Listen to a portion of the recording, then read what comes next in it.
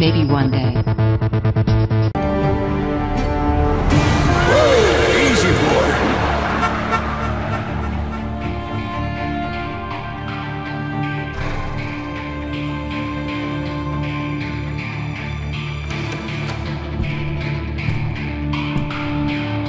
Don't I know you, sir? Don't believe so. I haven't been here in many years. Name's Silas Greaves. Silas Greaves? The bounty hunter? Used to be. Ah, well, what are you doing here in Abilene? Just passing through. Got a little business to take care of.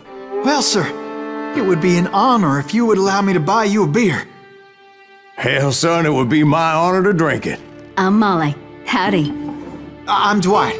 That's Jack and Steve. Ben's behind the bar. Oh, I bet you got some great stories. A couple. Any of them true? Jack, be nice. A few. What about your shootout with Henry Plummer's gang in Bannock, Montana? Is that where you started as a bounty hunter? That's what it says in this here dime novel. Don't believe everything you read in them dime novels, boy. First man I hunted was back when I was riding with Billy the Kid. You knew Billy the Kid? Damn right. That scrawny son of a bitch had no fear.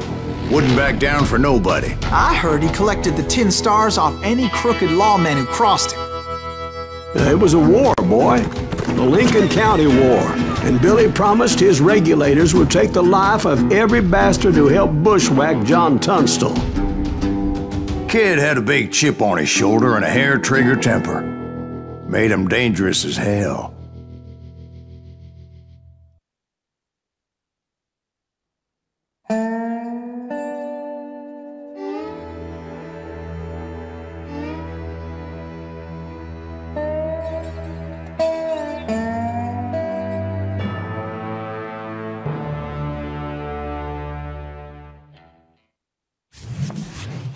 It was about 30 years ago.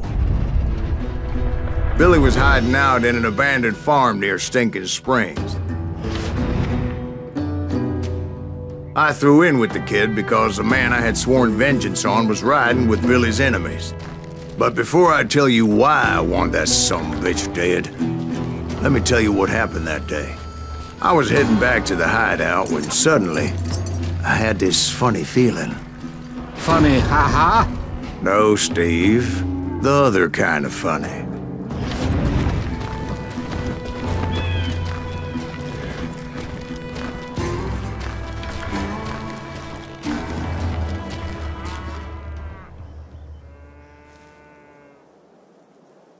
You heard Pat. You need to stay here and keep an eye on the road. That's not fair. We're missing all the fun. I knew those two morons would never let me through. I had no choice. Is he with us?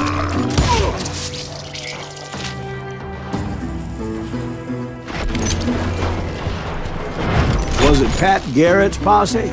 Oh, yeah. I heard the shots and I knew I had to move fast. Garrett and his army of deputies had surrounded the entire homestead. I decided to help Billy and the boys out a bit. So that's just what I did.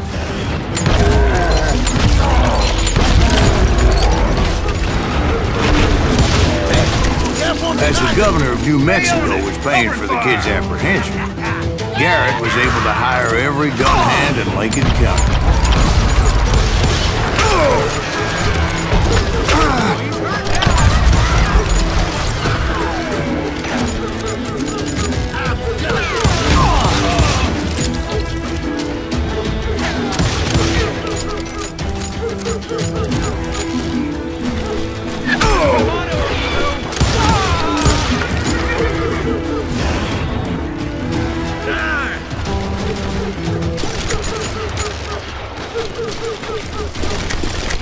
I knew that going through that front door meant putting my butt in a shooting gallery, so I decided to get sneaky.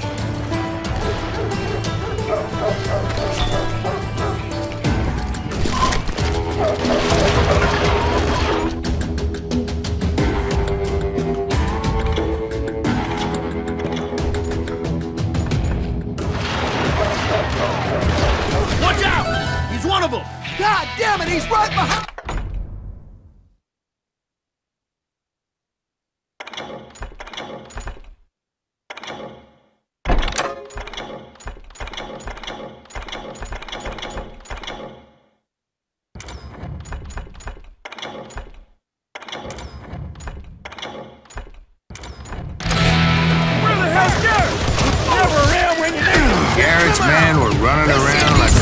chickens with their heads cut off. Still, one of them reached the water tower.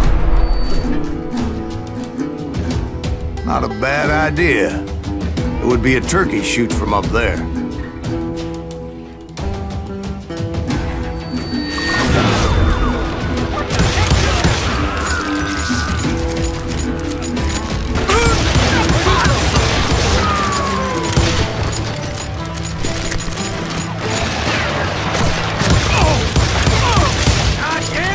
Luckily, these shooters Garrett hired weren't the sharpest tools in the shed. A lot of them were saddle tramps or sod busters or drunken drifters looking to make a few bucks.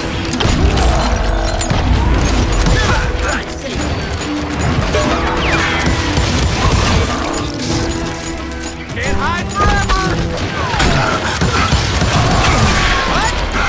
Can't hear you! You think you...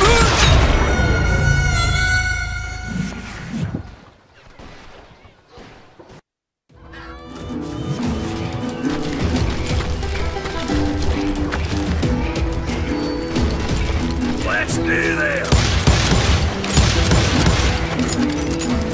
You can't take the fall on! Too damn close! I'm putting you down!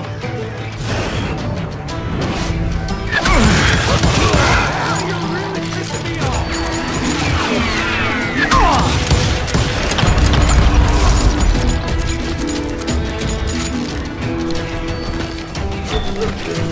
Ben, I heard a friendly voice yelling at me from the window. Back door! We'll cover you! Stop aiming, you idiots! Truth be told, things weren't much better behind the house.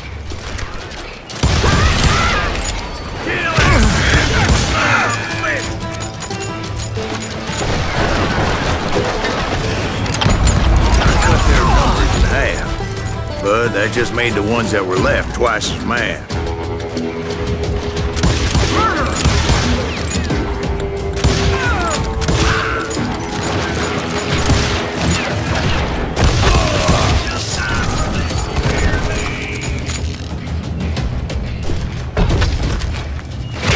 They made up for their lack of skill with a seemingly endless supply of ammo. You're dead!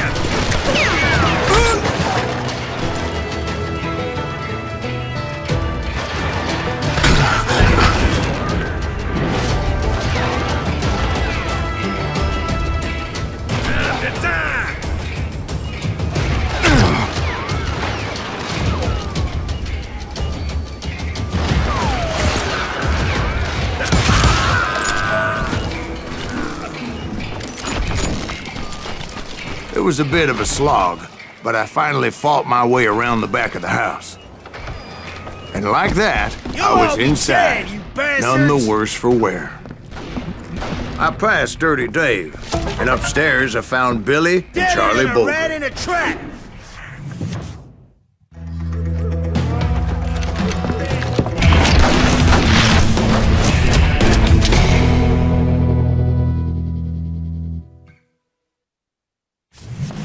Billy looked at me and said, "About time, amigo! Grab a gun and get to the window." Wait, so you were friends with Billy the Kid? Yeah, sort of. Anyway, we were surrounded by dozens of deputized shooters who wanted to do us harm.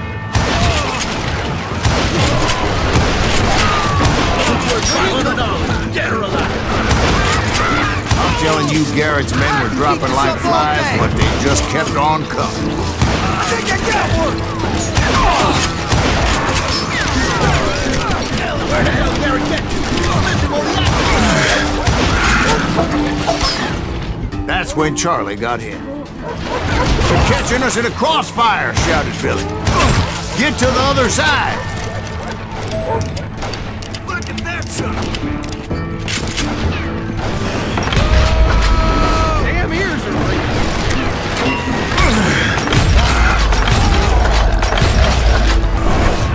Take us all on!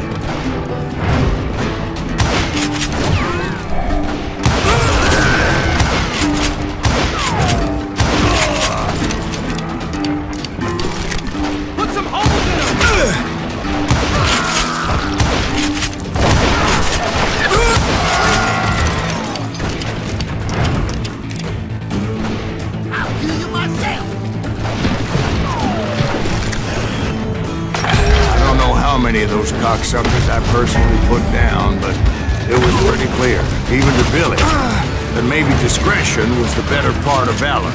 What's that mean? It means that it was time to cut and run.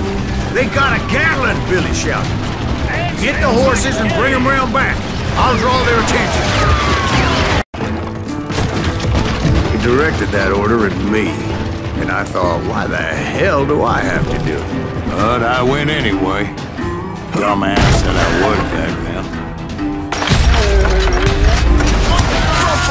Those poor sons of bitches are Many done would have for. fled in my place. But I had that false sense of invincibility that many young men have. Like Jack here. What are you saying, old man? Jack is joshing with you. Yeah, he better be. Mr. Greaves, please continue. Please, call me Silas, ma'am. Now, where was I? You were heading for the barn. Right. Making my way past a passel of fallen foes. Get around it. Sounds like Garrett hired a whole regiment of hired guns.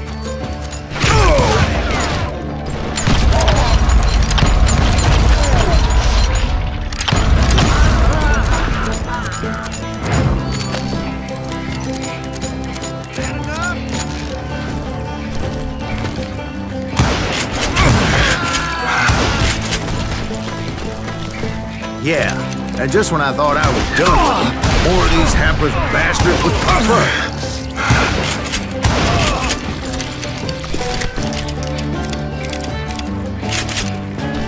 Finally, I had the stables within my reach.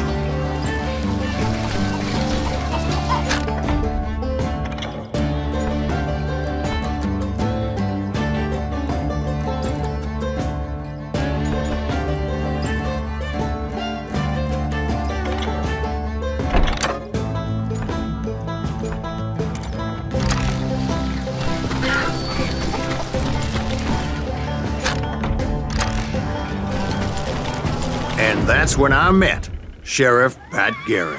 I read that you went toe-to-toe with him, sir. That backstabbing bastard with that tacked-on tin star.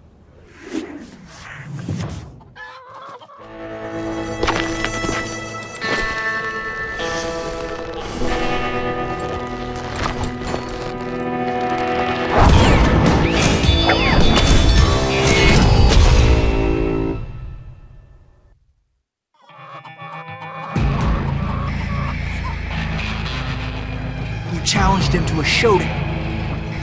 You read that in a dime novel? It said he showed no fear as he took your measure with eyes like a rattlesnake.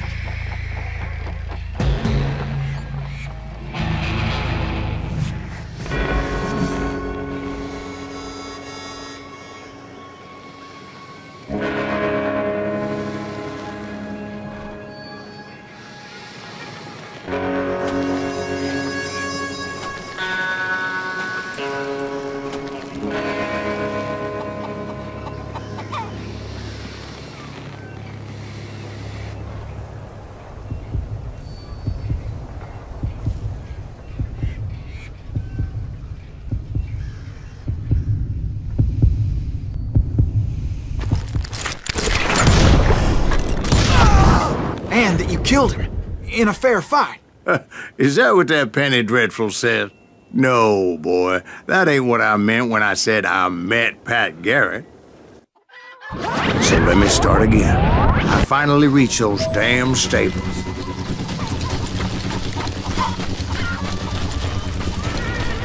Stepped inside, and... last thing I heard was Garrett's voice. That's not Billy. And go on, how did it end?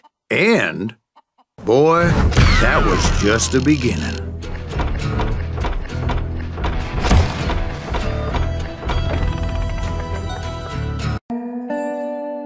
So what happened? Did Garrett arrest you?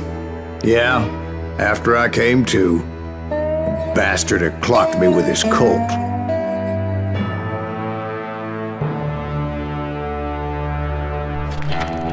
And the kid surrendered?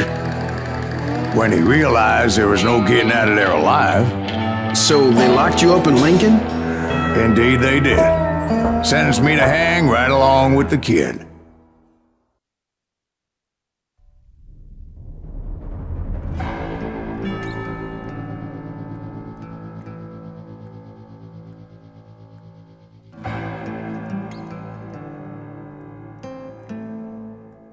It's important to know that I was only riding with Billy so I could find the bastard I was after.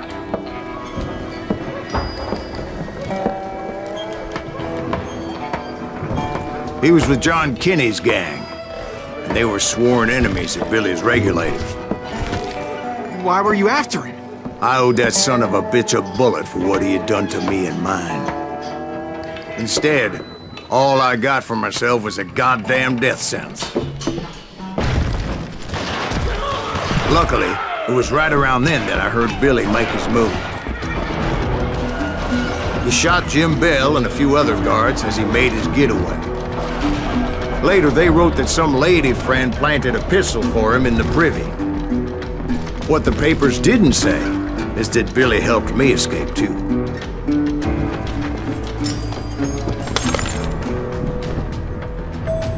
My first order of business was finding a firearm.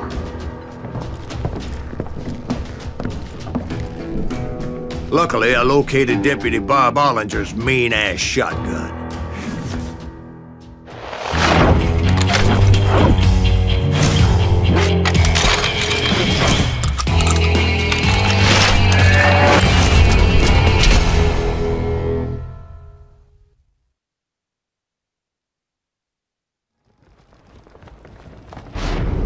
I saw Billy through the window, and he yelled that I should take to the rooftops to make my escape. So I did. Anybody see Billy? That son of a bitch shot Jim Bell! Hell yeah. That scatter gun was like a double-barreled howitzer. It could blow a man clear off his feet. You hardly had to aim the damn thing. Guards were everywhere looking for it. Anybody see him? I had to jump from roof to roof like a damn alley cat. I followed the planks where I could, but some of that wood was slippery as hell. The whole town was up in arms. And suddenly, I was a fugitive. How the hell did the kid escape? Garrett's gonna kick our ass! Can't have gone far! So that bastard you were after, what did he do? He did me and my family a grievous harm. But I knew if I was ever going to find him, I would need to get my ever-loving ass out of there. I tried to be stealthy and sneak my way past. This town doesn't have a moment's peace. But hell, if they weren't all waiting for me. Apparently, some of them thought I was Billy. You hooligans can go to hell. Don't let him get away!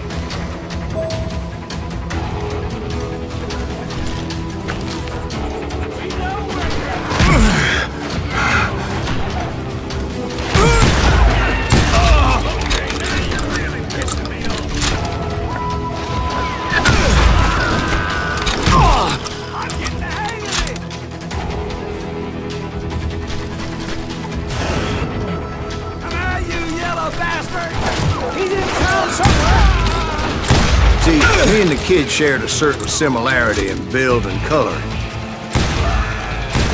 I was just glad I had Deputy Bob's mean-ass shotgun. They're shooting in the street! That gave me a goddamn headache!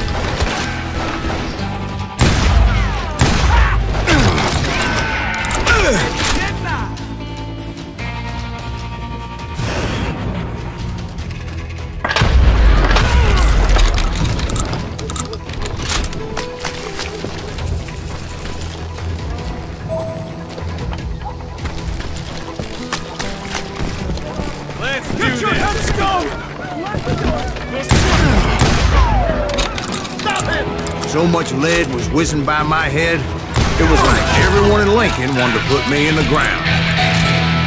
I knew I needed to find a horse.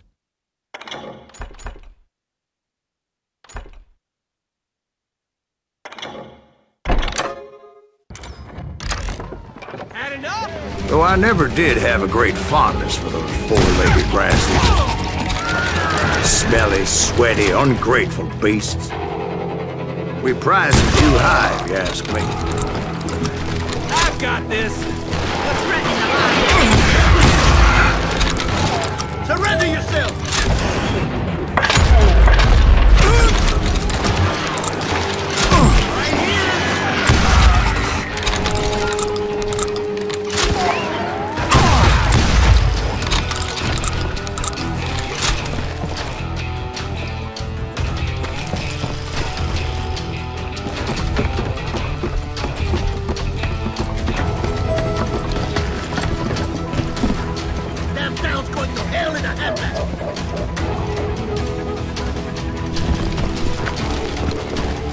But where was the kid while you were busy getting shot at? Gone. And that's when it occurred to me why Billy set me free.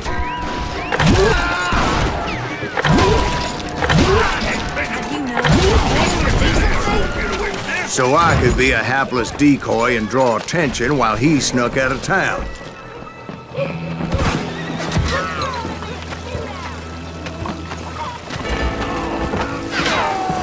I knew if I made it out of there in one piece, no one would put a price on my head. Because everybody in Lincoln would be dead? No, because they all thought I was Billy, and all that blame would fall on him. Meanwhile, Deputy Bob Ollinger was organizing a posse to put me down. He was already a mean son of a bitch, but he was doubly pissed that I stole his mean-ass shotgun. Anyway, it was me or them, and the only way forward led me straight to perdition. But the cards were dealt, and I had no choice but to play them.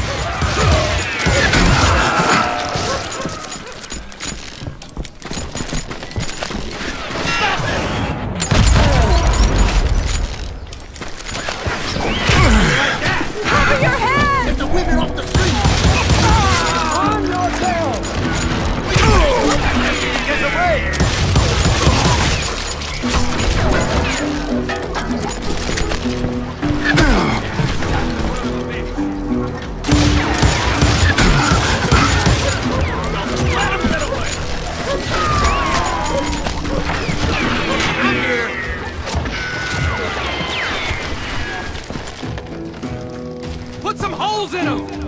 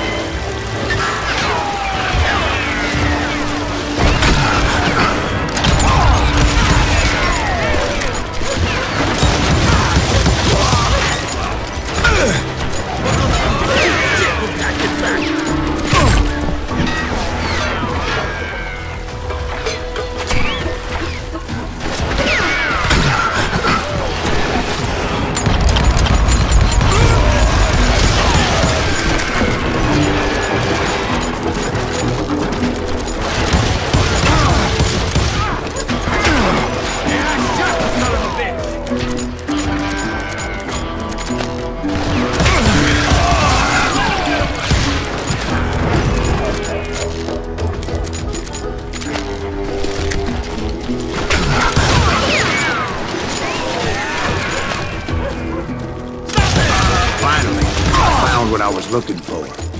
The stables on the edge of town.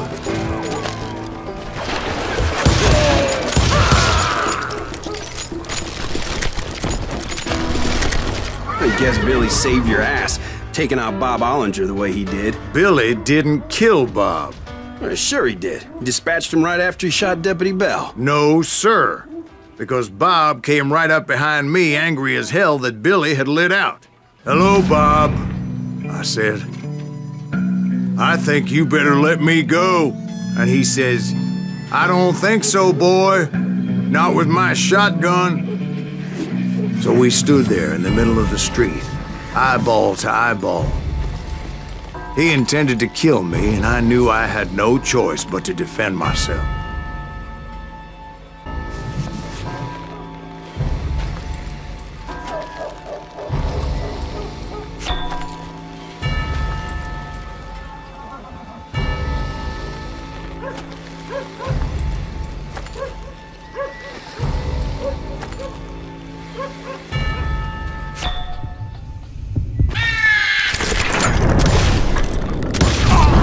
Some say I fought unfairly, but they weren't the ones looking him in the eye that day. Pat Garrett gunned down Billy 3 months later, so his escape was all for naught anyway. You go after Lincoln.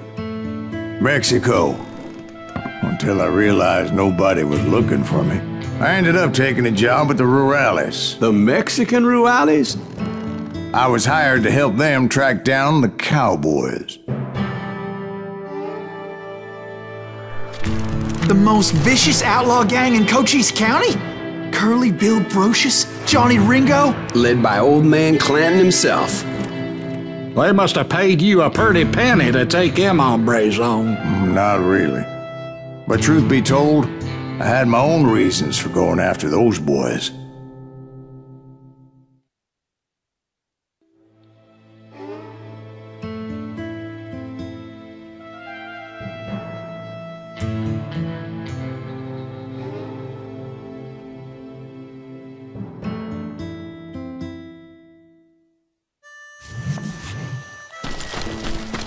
So was the bastard you were after now riding with the cowboys?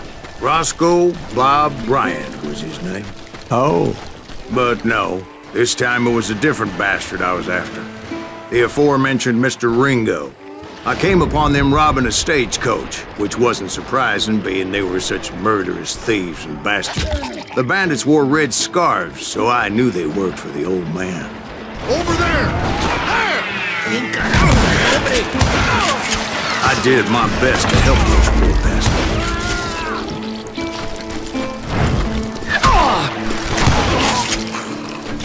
Moments later, the attackers were dead, and I checked the stagecoach to see how many passengers were still breathing. None. It was then I wondered if the rocks weren't hiding more bandits. Was that all of them? Or did I just hit the rear guard? I quickly got my answer. They attacked from on high like Apaches often did.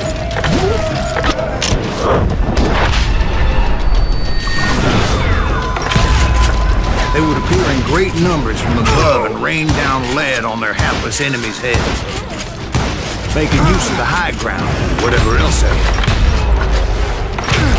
Yep, the Apaches always appeared out of nowhere, and there never seemed to be an end to it. Hold on. Were you attacked by Apaches? What happened to the cowboys? Did I say they were Apaches? I said Clanton's cowboys attacked me Apache style. I was in a pitched battle, but I was holding my own against an overwhelming enemy force. See, at the time, I was still pretty green, but often blunder into regrettable situations. But I just kept shooting at anything I could see up in those damn rocks. I didn't see Ringo, but I knew he was with the cowboys. He and Roscoe Bob had done me a dreadful wrong, and I was determined to have my revenge. But to get to Ringo, I knew I'd have to find my way past these other assholes first.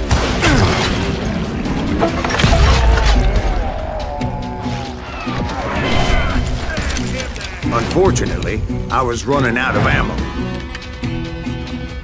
Another perfect example of my relative inexperience as a hunter of men. I immediately knew that a tactical retreat was called for, as my vengeful fury was much less impressive without the bullets to back it up.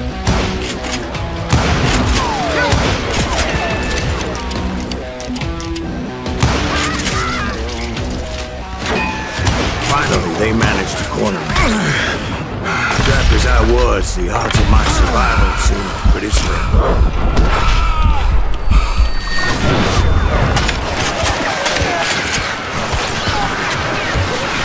Luckily, serendipity was on my side as I suddenly spotted a way out of my predicament.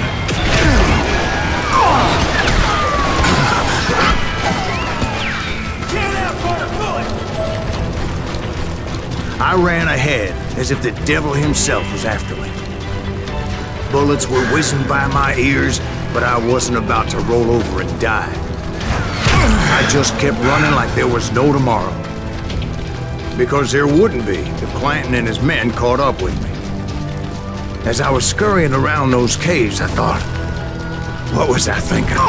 Going up against a gang like this.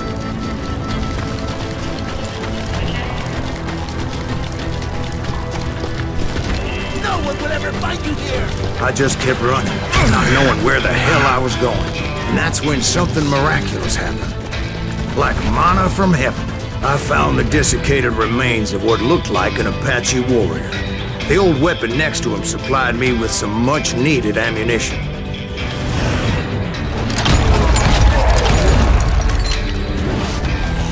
Pat Masterson once told me it was more important to be lucky than good, and he would know.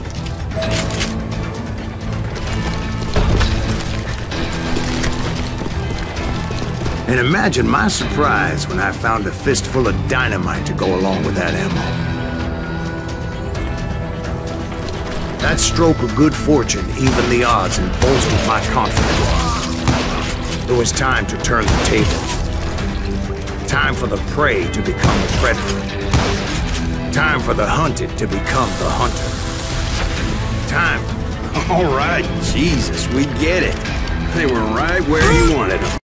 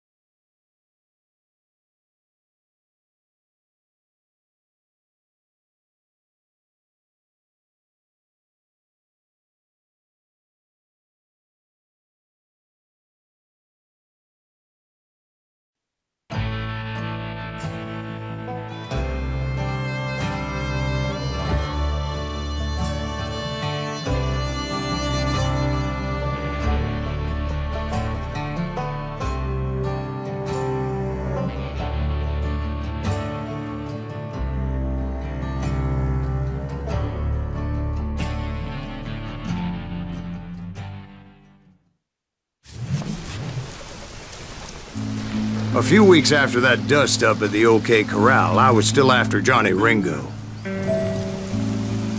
I had tracked him and the cowboys to their hideout at a sawmill, and they were loaded for bear.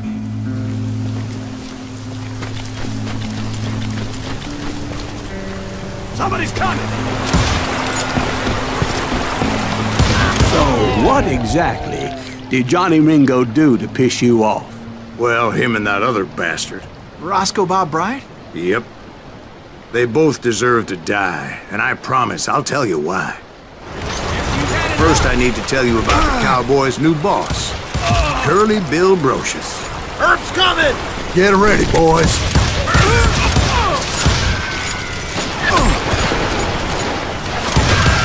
Curly Bill took charge of the Cowboys upon the old man's demise, and after that gunfight at the OK Corral, the Clantons wanted revenge.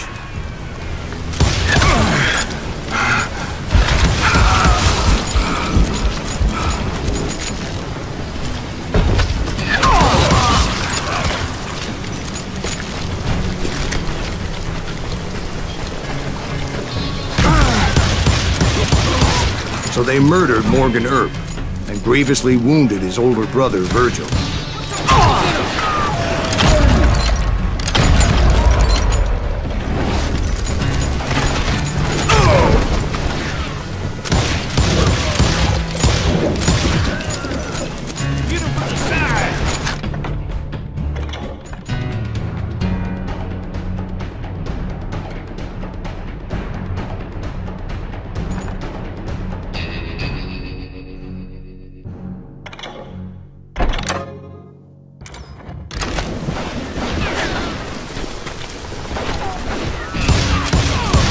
Wyatt and Doc went on what became known as the Vendetta Ride, hunting those outlaws down. So when I showed up, that's who they thought I was.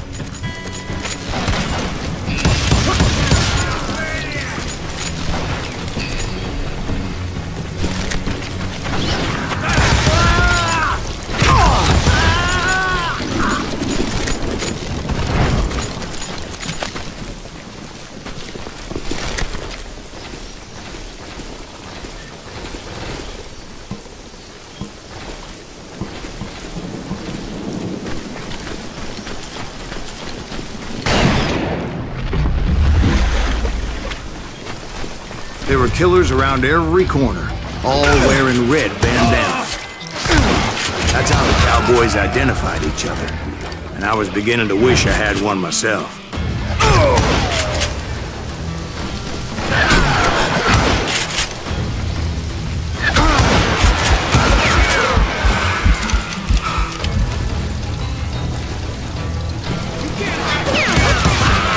I wasn't about to let Ringo walk away unscathed, and that's what drove me forward.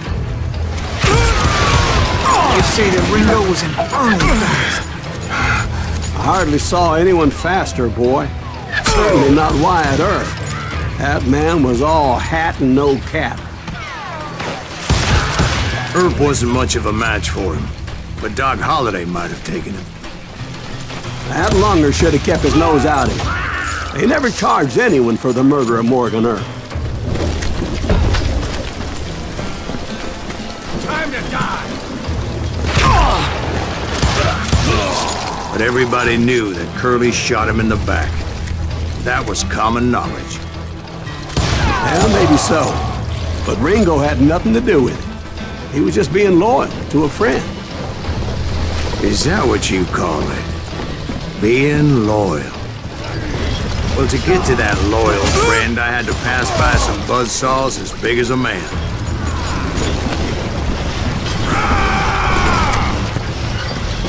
Gonna cut you a new smile!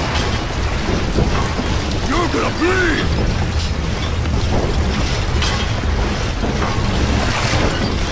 This is gonna hurt! Excuse me, sir. I have a question. What's that, Dwight? After old man Clanton died, why didn't his son take over the Cowboys? Because Ike Clanton was dumber than a box of rocks and a yellow belly to boot. Now, where was I? Taking down the entire cowboy gang single-handed. Indeed I was, Jack.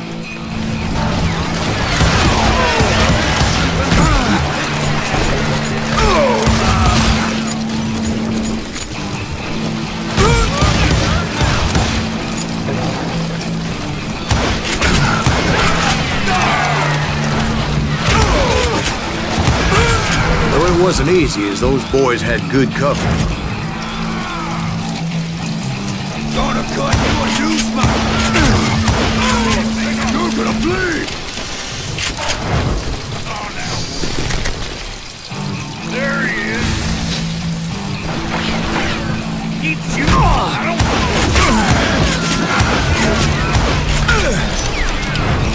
don't look this up bit. Ain't bothered me none. You come out and I will.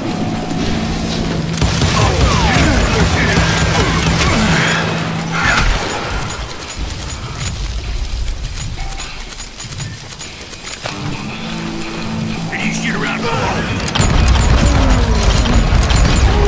There were carts everywhere, piles of lumber, and God knows what else for people to hide behind. That really was one hell of a sawmill. Quite an impressive operation. And where was Curly Bill? Did you see him? I'm about to get to that, Ben. Patience. I'm painting a picture here. There was this beautiful waterfall and a crystal clear stream that led to a verdant valley that was truly... Consider your picture painted. What happened next? Well, finally the bastards that were still alive made a last stand.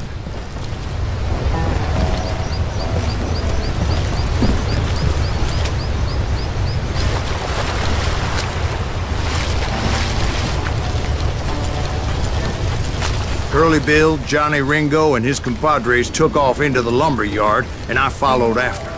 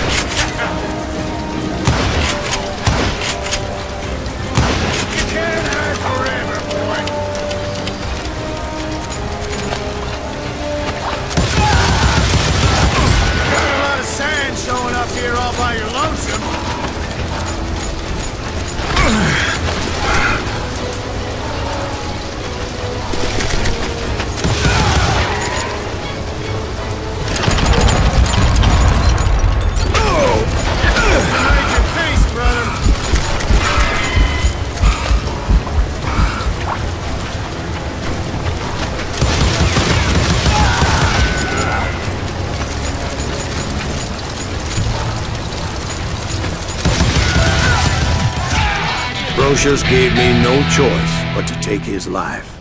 But Ringo was nowhere to be found. I knew you didn't kill Ringo, because he was found dead in a different location altogether. To this day, his killer is still unknown. Indeed. Took me a few months before I finally tracked his ass to West Turkey Creek Canyon.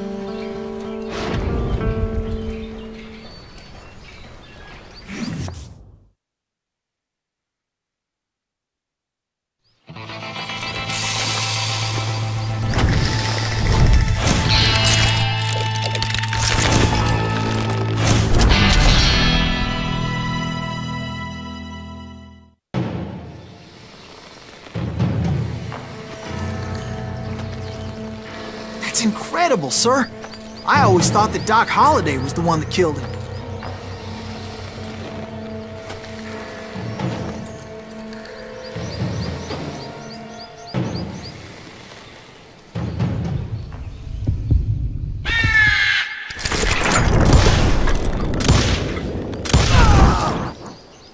Sorry I had to ruin the legend for you, boy.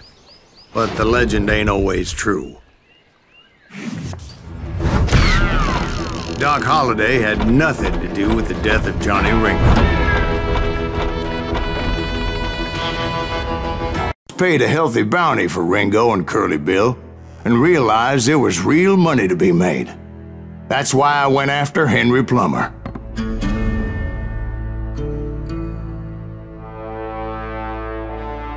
Now, wasn't he the sheriff who augmented his income by shaking down miners and robbing gold shipments? That's the one. Oh, yeah, I remember him. He ran that gang of thieving outlaws called the Innocents. So it's true that you went toe-to-toe with him? Indeed I did, son. Indeed I did.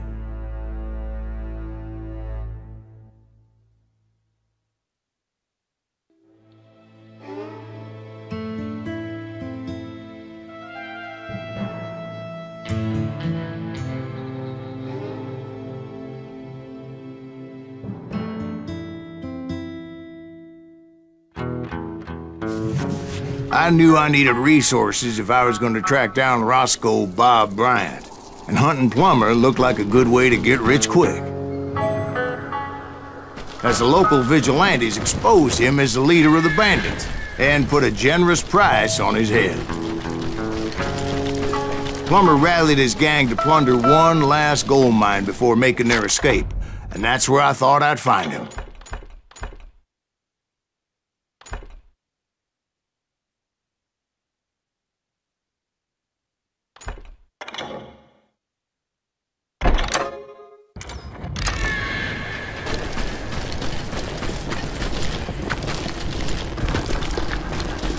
It makes me nervous standing so close to all these goddamn barrels of gunpowder. Why would you be nervous? As my late father pointed out to me more than once, God made men, but Samuel Colt made them equal. It's you or me!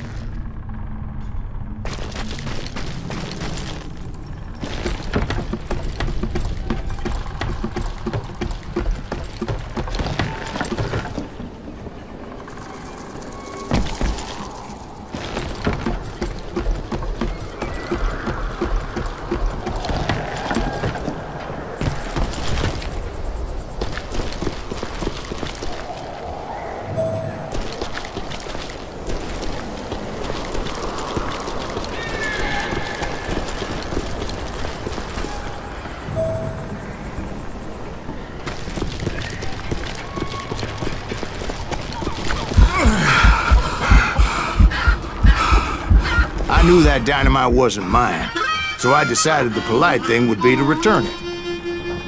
It was the biggest gold rush since Sutter's Mill in '48.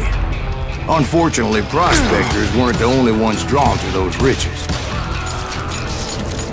There were thieves and killers, robbing travelers and hijacking gold ships. You're dead! Like those that ran with Plummer. Some were just regular folks I knew from town, drawn by greed and easy pickings. Charlie Crow, the blacksmith. James, who worked in the stable. Sam and Jeremiah Barber, the butcher's sons.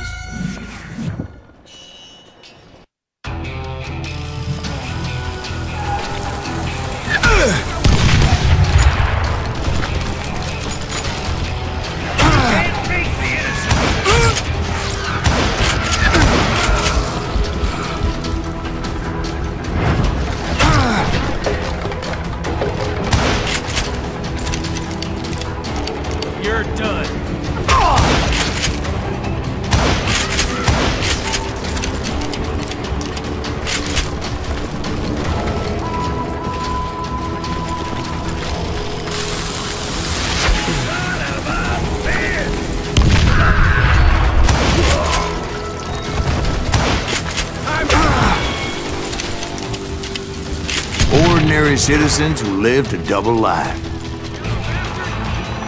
Stealing and thieving and murdering their neighbors.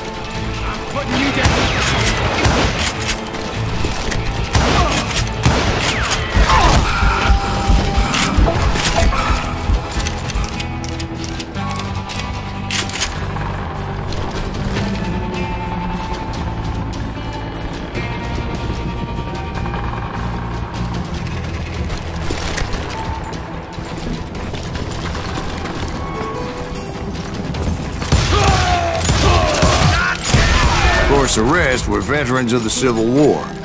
Stone-cold killers trained on the bloody fields of Shiloh and Antietam. Plummer had a lot of men on his payroll. A hell of a lot. That son of a bitch pretended to protect the public with one hand while stealing them blind with the other. He set up a defensive perimeter which I had no idea how to breach.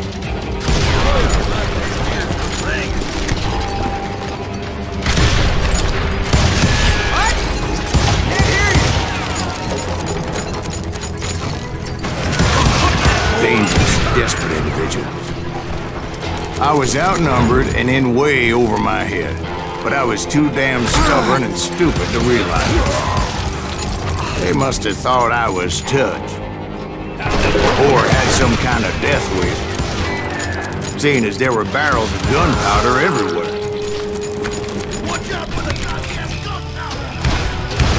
One stray bullet, one stray spark, and I'd be blown to hell and gone. Did I have any second thoughts about what I was doing? I thought I was some kind of hero.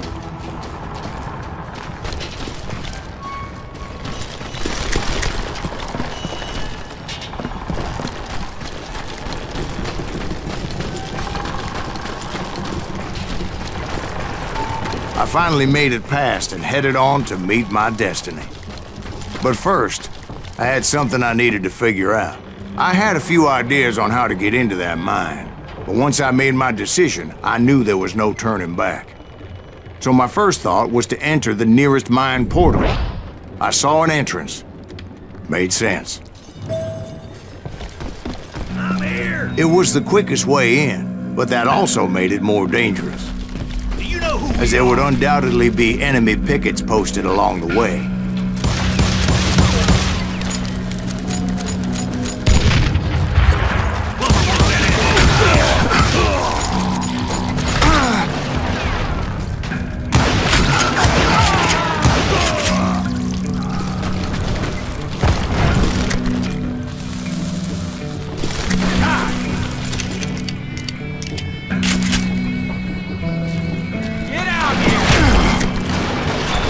Besides, once you enter a mine like that, it's easy to get all turned around.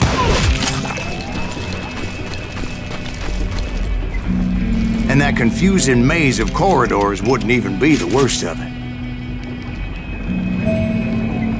Show yourself!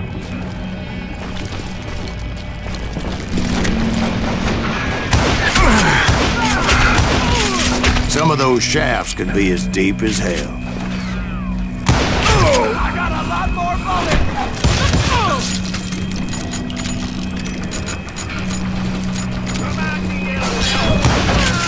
A single stumble or misstep can easily end in a deadly plunge to oblivion. Let's do this! You ain't beefing me!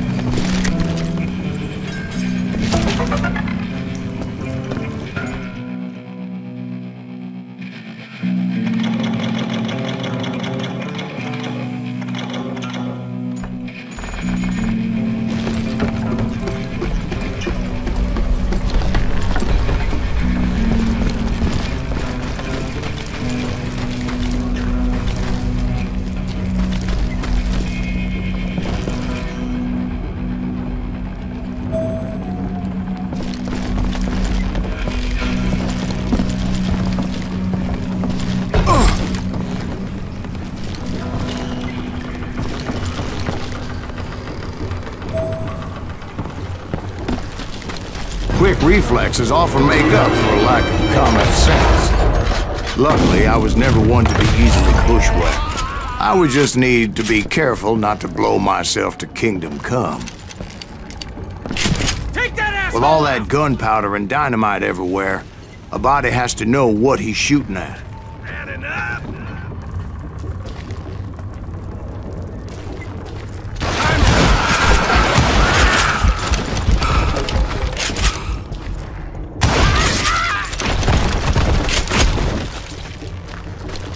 One wrong bullet could have turned that mine into a dad-blasted tube.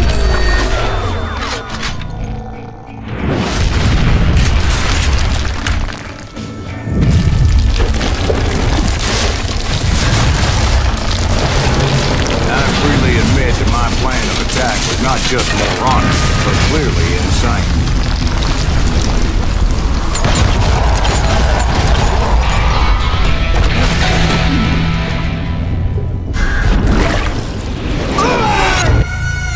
It's a good thing that I abandoned that ridiculous plan before I even tried it. Instead, I spotted a ladder, a way into the mine from the opposite side.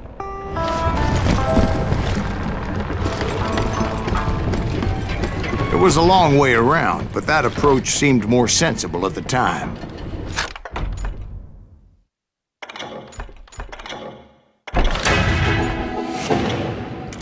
Of course, being I had a problem with heights, that scaffolding scared the bejesus out of me. Climbing down that ladder required some caution, because even though I had a younger man's reflexes, no man can dodge a damn bullet while climbing down a rickety ladder.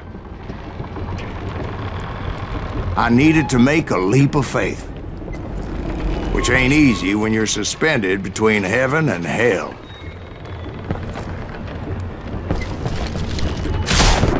I was determined not to give up. That Sheriff Plummer seemed quite a despicable character. When the vigilantes discovered what the sheriff was up to, people were outraged.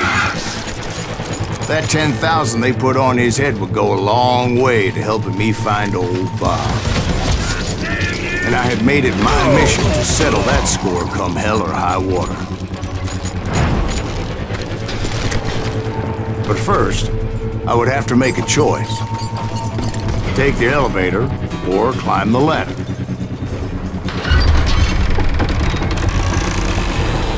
I picked the more convenient and more dangerous route.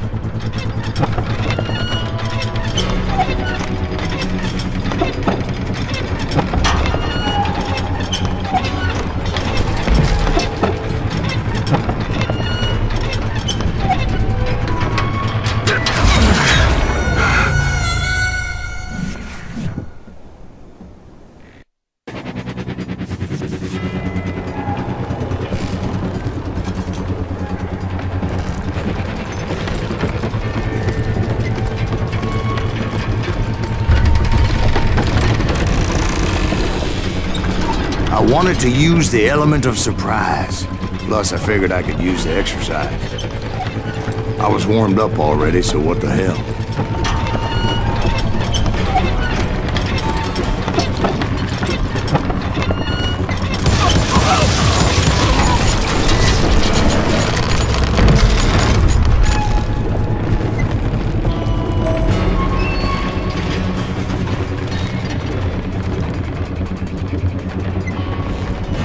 Plummer was a mad dog killer, and the people of Nevada City deserved better.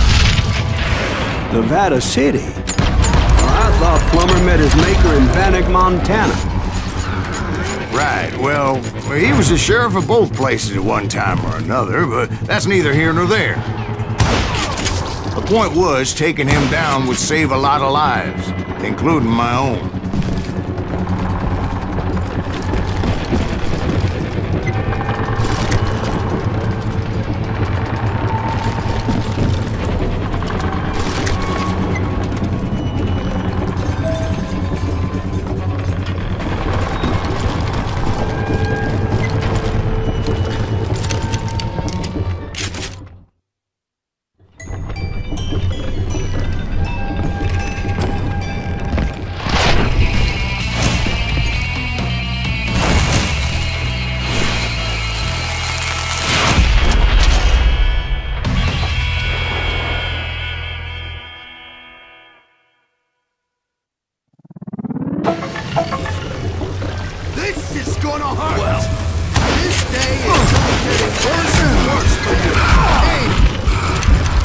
Henry Plummer was clearly unhinged, and I could see right away that this was gonna take some...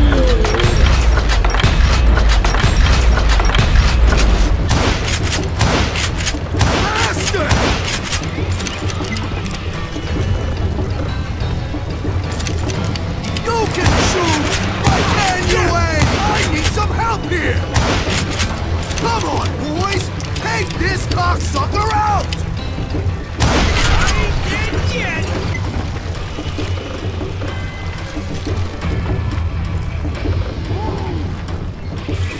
You ain't taking me!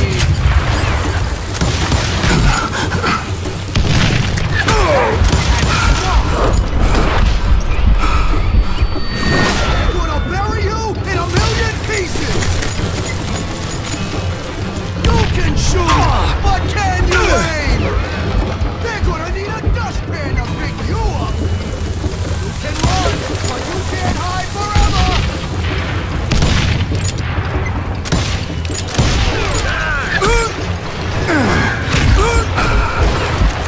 They're gonna bury you in a million pieces.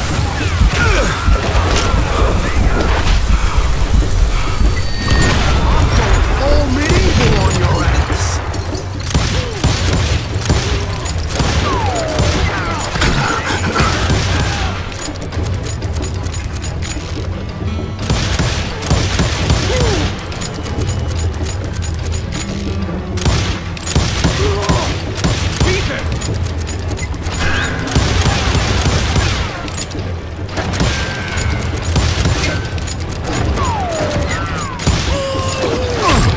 So that's how Henry Plummer died. Him and his crew were worth their weight in gold.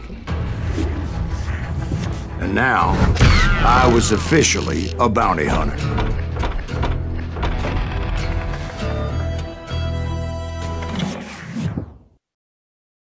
Oh, did you finally go after that Bob feller?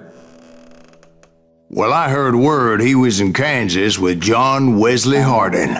So that's where I went. Where in Kansas? Abilene. Why do you ask, Ben? No reason. Was Hardin as fast as Ringo? Ringo was fast, but John Wesley was as fast as the devil himself.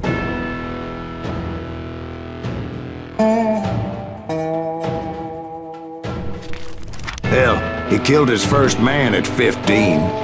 From that day forward, he had a price on his head and wouldn't back down for nobody, not even Wild Bill Hickok himself.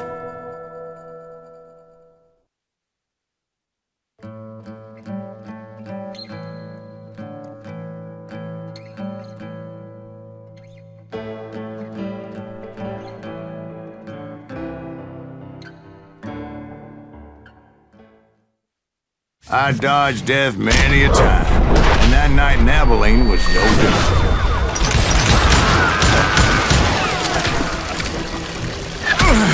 I was there with the intention of finding that bastard Bob and collecting the bounty on John Wesley.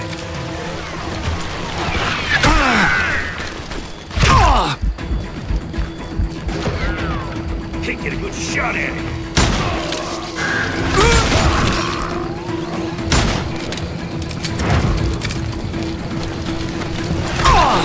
I thought the Texas Rangers got Hardin. Yeah, that's what they want you to believe.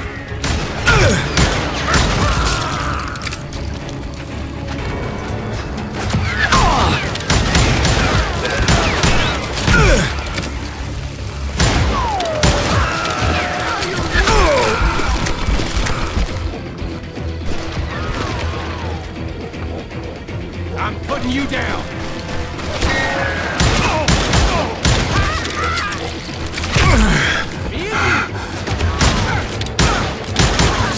It was cold in a witch's tit and a brass bra that night as I fought my way past his loyal compadres.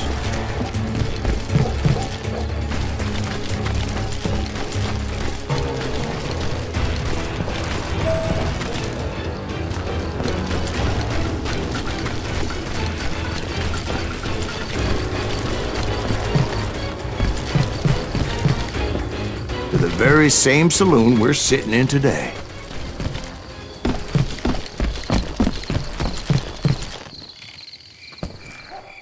Look around and imagine this place painted in blood. Hardin was waiting for me, and...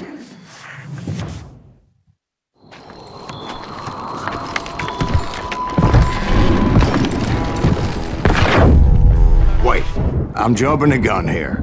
Let me back up and give you some background on this sumbitch. He deserves that much. Don't you think so, Ben? John Wesley Hardin was a killer. By the end, he confessed to taking the lives of 42 men. He was a bona fide folk hero by then, and had amassed a gang of armed miscreants and other assorted thugs. He and his men set up camp outside of town, and I was hoping Bob was among them. Shit, it's cold out here. I'm freezing my giblets off. Ain't right, we gotta stay. Damn it! Shoot that son of a bitch!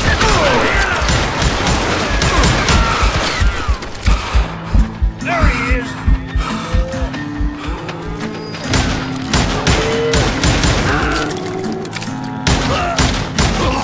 They didn't ask why I was there. They knew. I had to spill a lot of blood to find out Hardin wasn't in that camp. He was carousing in town with his closest friends. Hardin's boys apparently didn't want me to reach the Bull's Head. Some were hightailing it into town to inform their jefe of my unwelcome presence.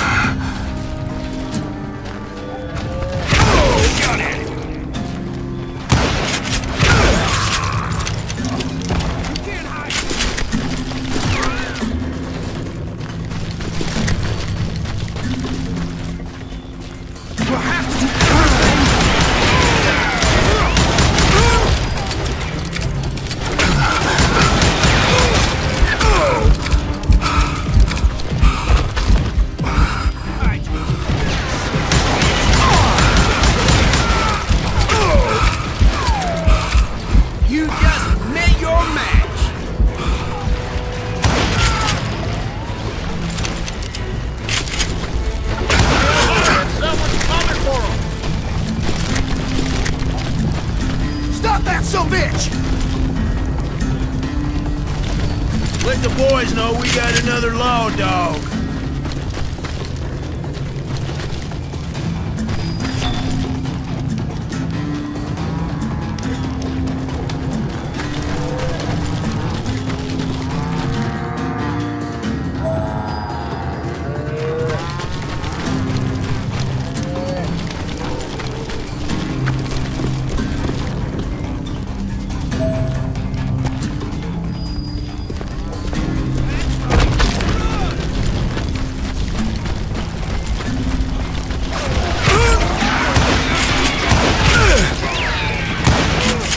I wondered if Bob was among them.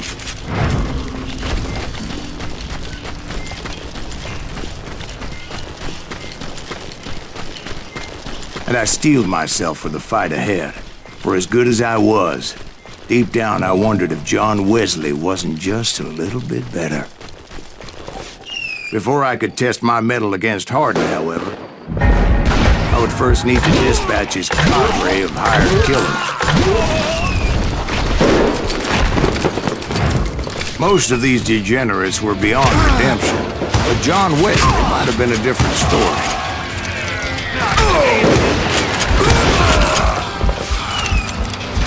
I didn't learn until later that that night was in fact his birthday celebration.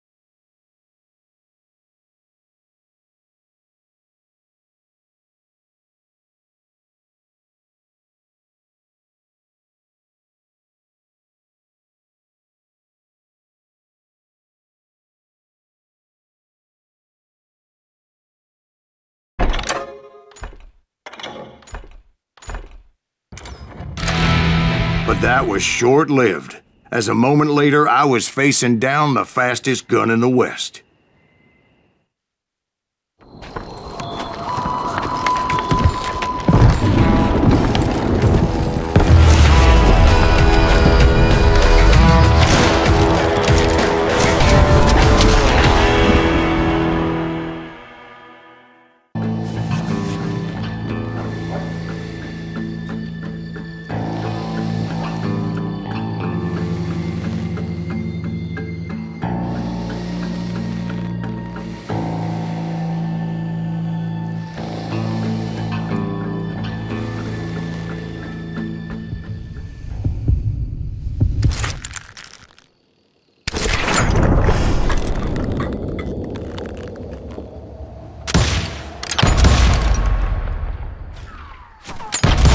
That man was faster than greased lightning.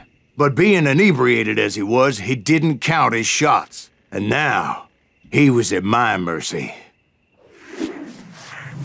So he didn't die? No, I sent him to prison. Years later, after he was free, some restless Avenger took his life. Shot him in the back at a saloon just like this one. Anybody up for another beer? Ben? Thank you, darling. Yeah, some say revenge is a dish best served cold. So whatever happened to that Bob guy you were after? Personally, I'd like to hear some of your other adventures. Like, I don't know, did you ever go toe-to-toe with a red man?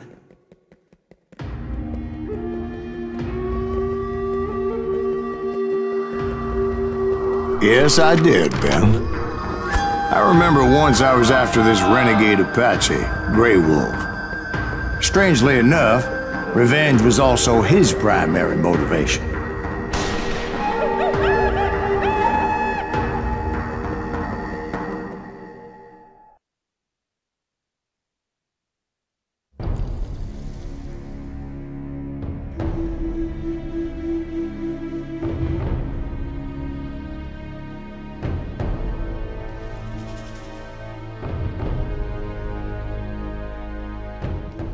A bounty was put on Grey Wolf's head, and that's how I came to hunt him in the mountains. Mountains so high they tickled the nether regions of heaven.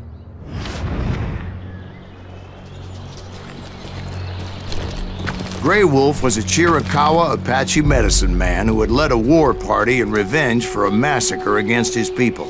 The U.S. Army had attacked his tribe during his daughter's sacred sunrise ceremony, and the slaughter was unspeakable. I understood his anger, as there's nothing more traumatic than seeing those you love die in a cruel and painful death. Right from the beginning, I couldn't shake the feeling that Grey Wolf was watching my every move. He led a band of young Apache warriors who wanted retribution and were more than willing to die for him.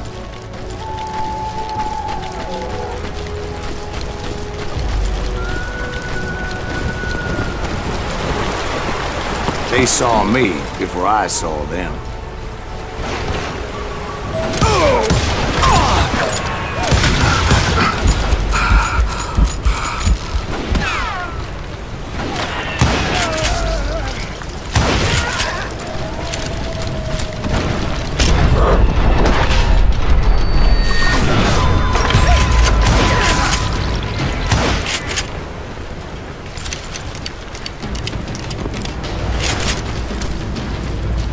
Crossed my mind that maybe this wasn't such a good idea. But now that the shooting had started, there was no backing down.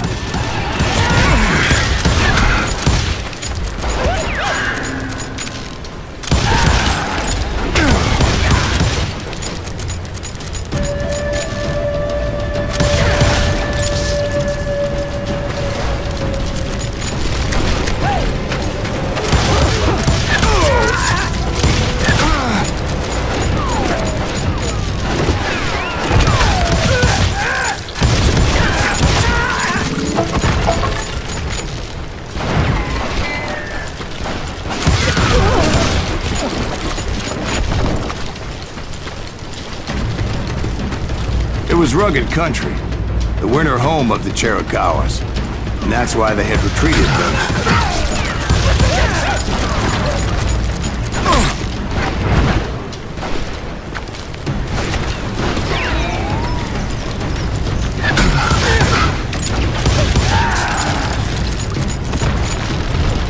I admit to having some regrets about going after them the way I did. But then again, I got a lot of those.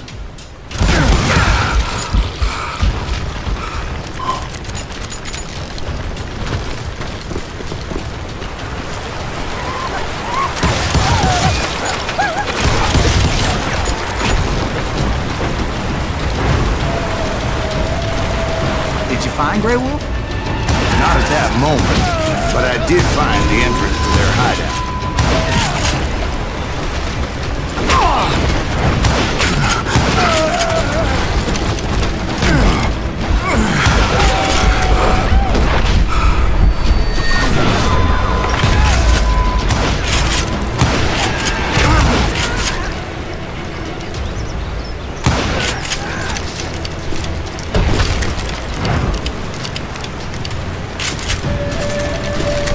Deep crevice that led to a deeper cave. Don't tell me you went in there. Yeah, but it's not out of bravery so much as pure, angry cussedness.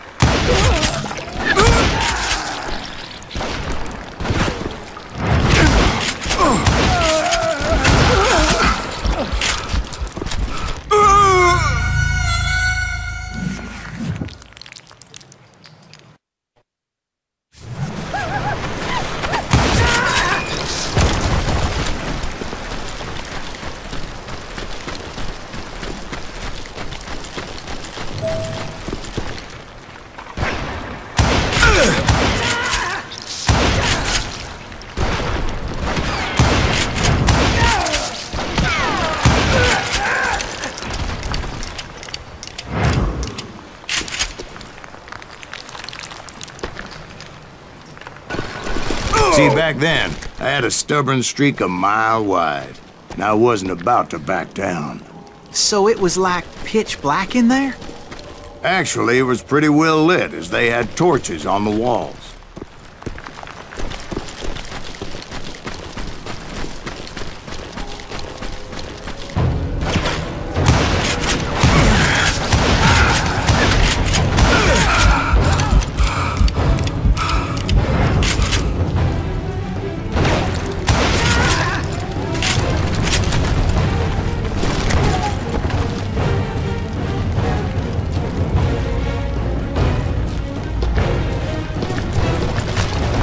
How big was his cave? Big as hell, Ben. Chiricahua had hid out there during the Indian War.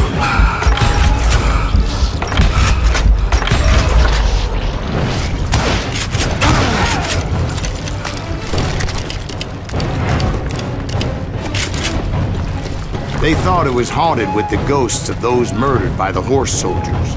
The cave was haunted with dead Indian ghosts? To be honest, I was more concerned with the live ones than the dead ones.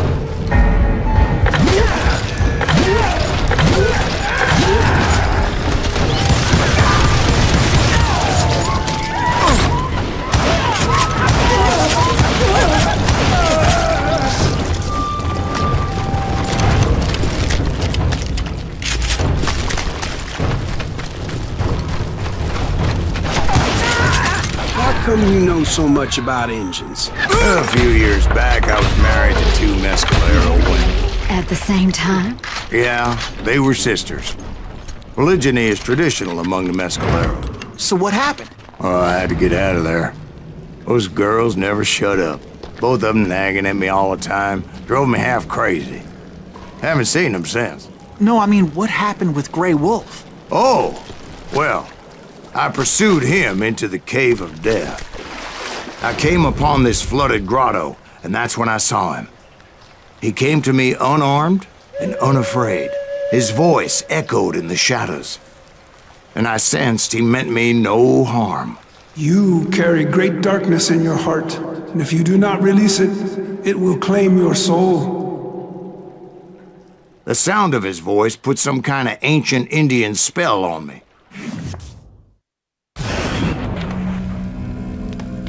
As his story unfolded in my mind, you will come to this place again and kill many more men, and the darkness will grow until it consumes everything that you are. The soul will have no rainbow, I had no tears. He said I was a great warrior, a coyote man, unequaled by any other pale-faced warrior, or something like that. The snakes will bite shadows of your past until the venom poisons your heart, and an echo of the song of the dead summons the spirits deep from within the mountains. I didn't quite get what he was saying, but there was definitely snakes. And indeed, his warriors surrounded me and attacked me like hungry wolverines. They couldn't stop me, though, and Grey Wolf wasn't in the mood for idle talk.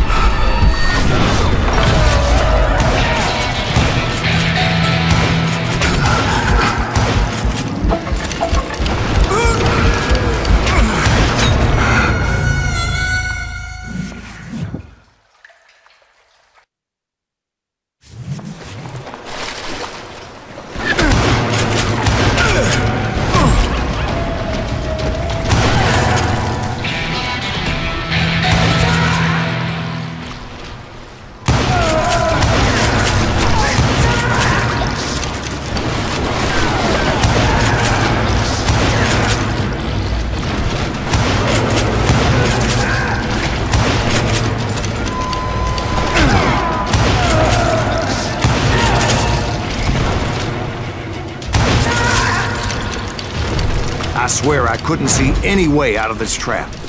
But suddenly, one just appeared. Kind of like a miracle.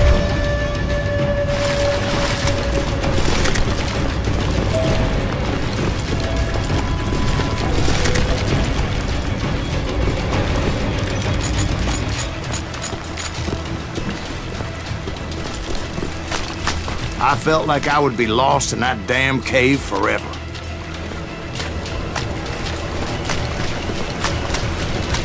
Finally, I found myself back outside, perched on the edge of a precipice, overlooking a thundering whitewater river.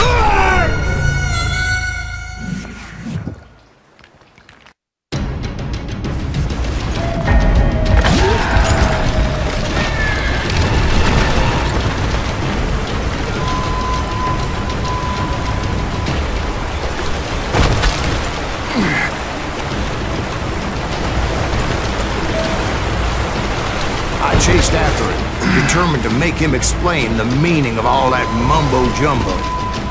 Mumbo-jumbo's right. Are you making this all up as you go? A few details may be fuzzy, brother, but I am relating exactly what happened to me. There were dozens of Apache warriors aiming at me from on high. Dozens? Well, maybe not dozens, but there was a lot of them. At least 3 or 4. Well, more than that, little lady.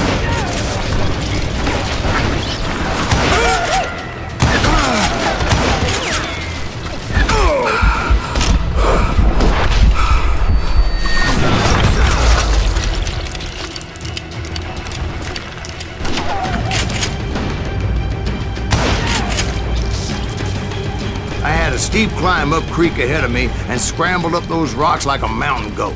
I was determined to locate Grey Wolf and find out exactly what the hell he was trying to tell me. And wouldn't you know it, that crafty son of a bitch led me right into a trap. What kind of trap? Well, son, there had to be at least 100 Apaches around. 100? God be my witness. Oh, come on. Who are you kidding? Hey, I believe you. Come on, tell us how it ended. All right, but I'm not gonna drag this out. Where were we? You were surrounded by 100 Apache warriors. Well, I didn't take the time to count them exactly. exactly, but there were a lot of them. You were surrounded by 100 Apache warriors. Well, I didn't take the time to count them exactly, but there were a lot of them.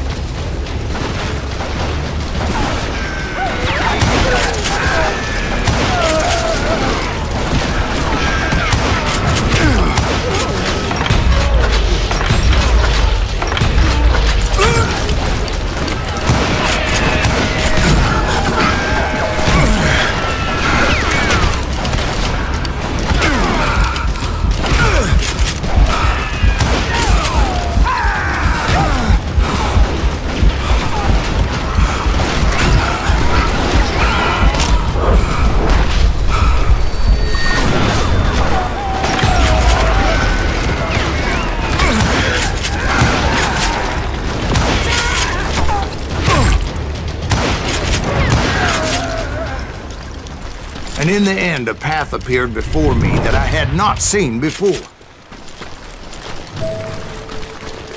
I followed it as I desperately needed to find out what Grey Wolf was trying to tell me. But it was like that son of a bitch disappeared into thin air.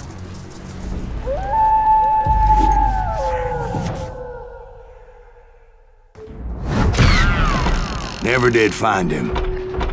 And never did collect my goddamn bounty. Thank you, darling. It's interesting how the truth can sometimes seem, might malleable, depending upon your point of view. Like how those dime novels make you out to be something you're not? Jack, don't be starting trouble. No, he's right. They do tend to exaggerate. Did they exaggerate your part in taking down the Daltons? Well, I was there in the flesh, boy, so I saw what happened firsthand.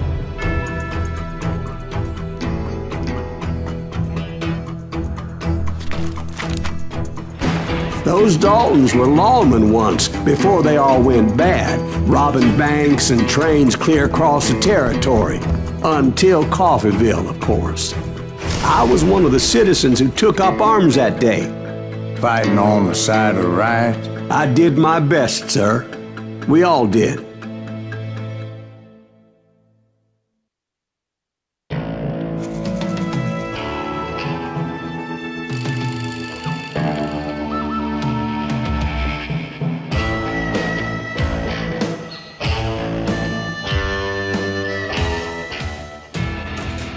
It was early morning.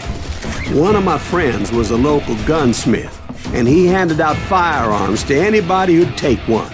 You see, the Daltons got it in their heads to rob 2 banks at the same time. 2 banks on the same damn street.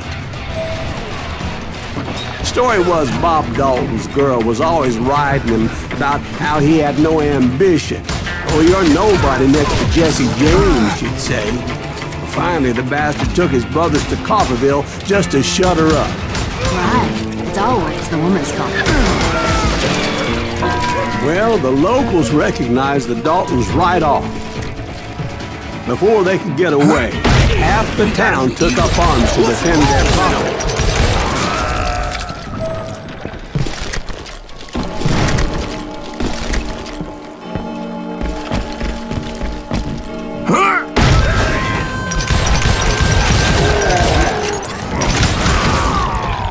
The brothers paid dearly for their stupidity, but everybody knows they had it coming. There's more to it than that.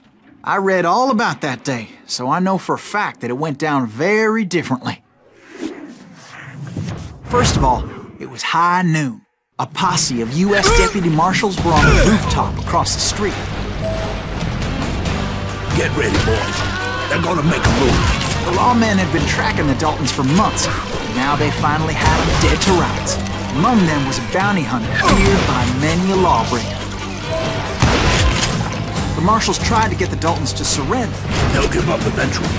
We just will some bitches. This bounty hunter knew that the brothers were far too proud to ever lay down their guns.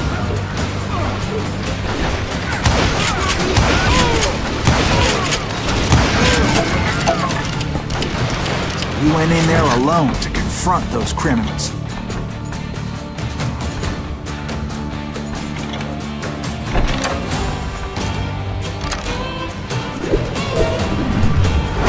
One of the marshals shouted, "Where are you going? Are you crazy?" Hey, where do you think you're going, dumbass? That rifle's mine. But he paid him no mind.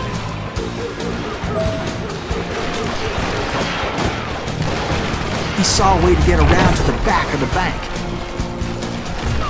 Then he figured out how to hit the Daltons from a direction they weren't expecting.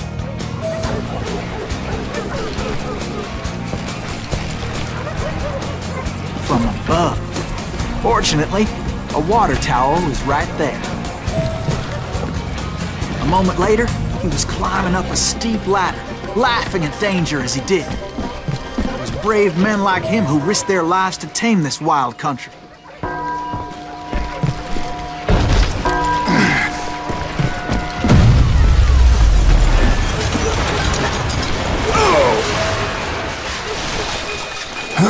We've got company.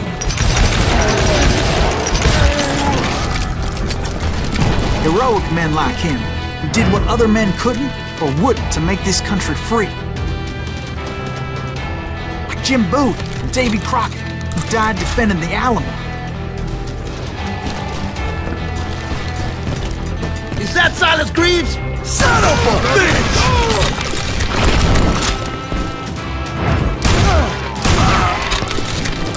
I really livered son of a bitch.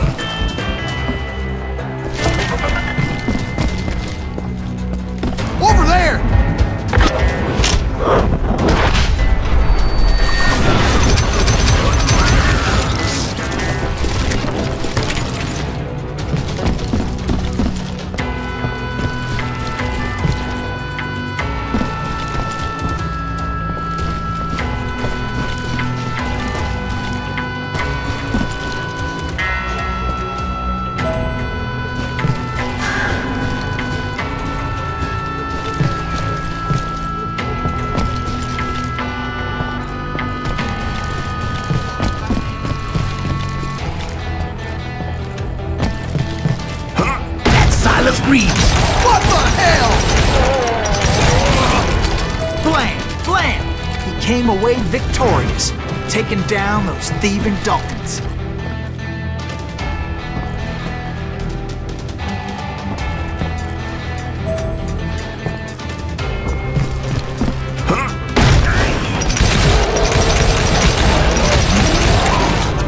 His name was Silas Greaves, and when the dust finally settled, he was the last man standing. Sorry, kid, but that just wasn't the way it happened.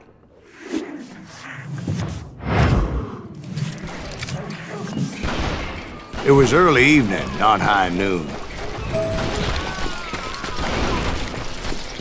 The Daltons blew up a safe, and were all set to hightail it out of there. Those pathetic deputies surrounding the bank were dropping like flies.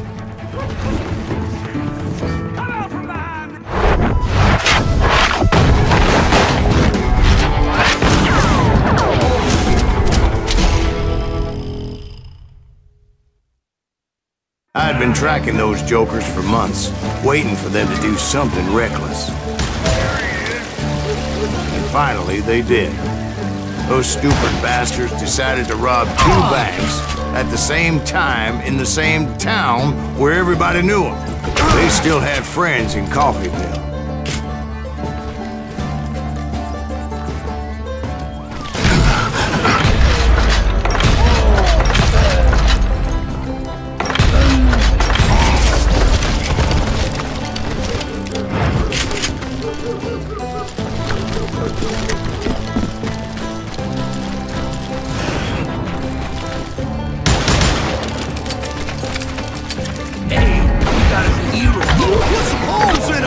Those friends came after me like a pack of wild dogs, tooth and nail.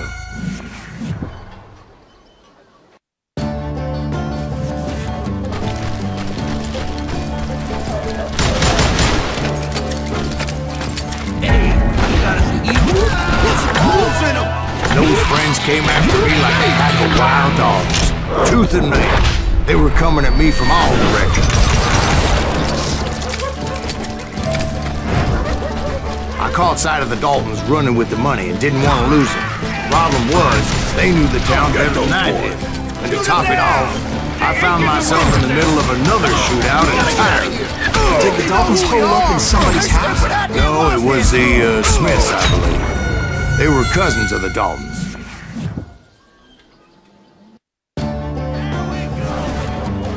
Did the Daltons hole up in somebody's house? No, it was the Smiths, I believe. They were cousins of the Daltons. And they were shooting at the Browns, who were shooting at the Daltons. Which wasn't any surprise, because those 2 families have been feuding forever. And since the Joneses are related to the Browns, they shot at the Smiths, pissing off the Heimhoffers, whose daughter recently married the Smith. Well, bullets were flying every which way as all the old feuds in Kansas caught fire all at once. There was a hell of a lot of pissed off people in Coffeyville that day. But that's just the way life is sometimes. Shit happens.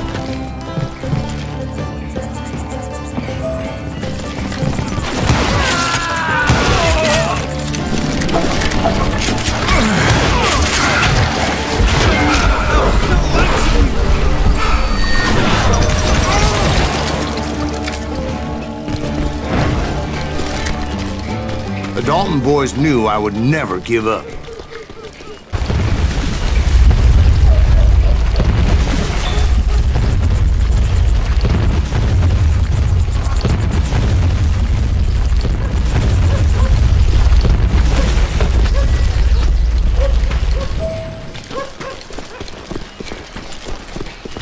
It was Emmett, the youngest, and he decided to stand his ground and face me down.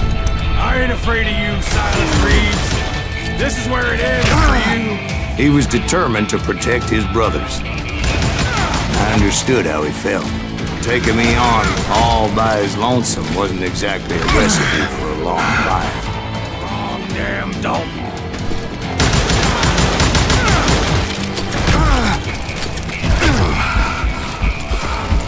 It's hog killing time.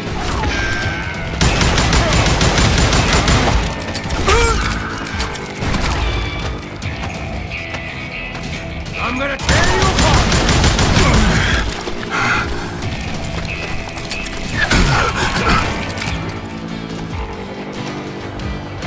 Gonna send you to the bone rock!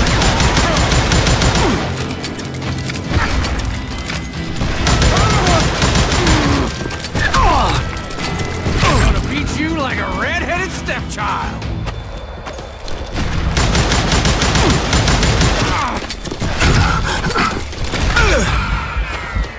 I'm gonna cut you in half!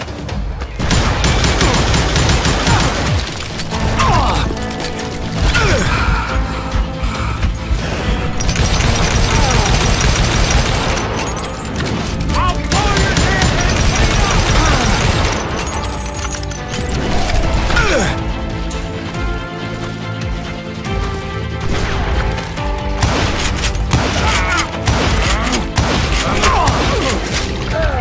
But Emmett Dalton survived the robbery in Coffeyville. He's the only Dalton who did. They say he was shot 23 times. Well, Dwight, who do you think put all those damn holes in him?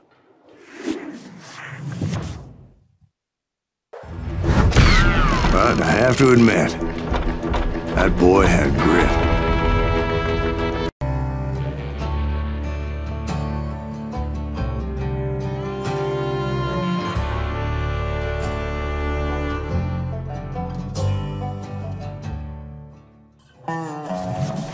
We'll get those suckers! It took me a couple of days to track the Daltons down.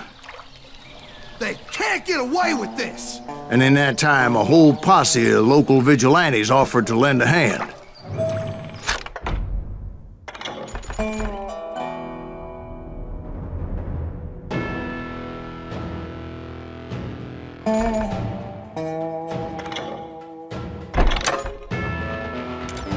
We'll track him to the ends of the earth. They seemed as determined as me to find those outlaws. But as we headed into those swamps, it was like I had my own private army. There was no way those boys were getting away this time.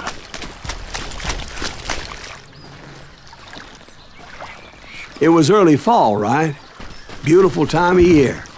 At least you had the weather on your side. Not by my recollection. It was damp and foggy as hell. It was tough to stay on a true course. So we kept an eye out for landmarks.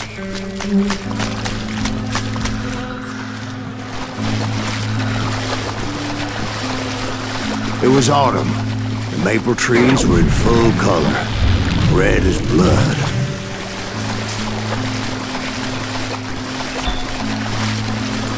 The rains that year were torrential, so the whole area was flooded. The vigilantes had spread out wide, and pretty soon I couldn't see anybody. Bury them in the swamp! Let them where they stand!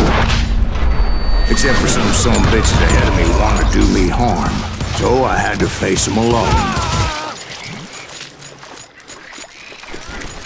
I wondered why my compatriots didn't come running when they heard the shots. You won't get away with this!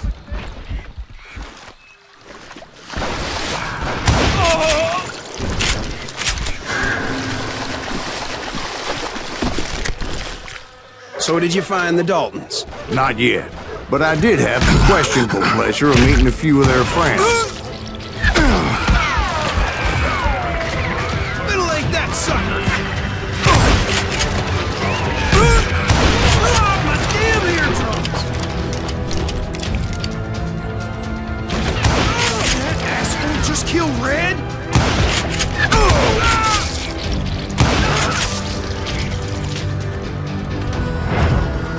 The boys had established quite a reputation by that time, so they attracted all manner of riffraff to their cause.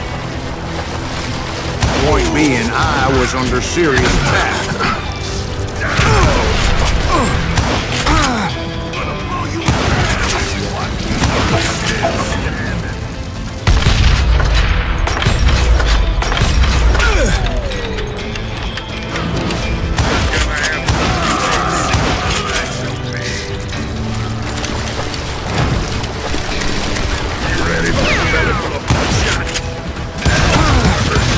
Reinforcements was nowhere to be seen.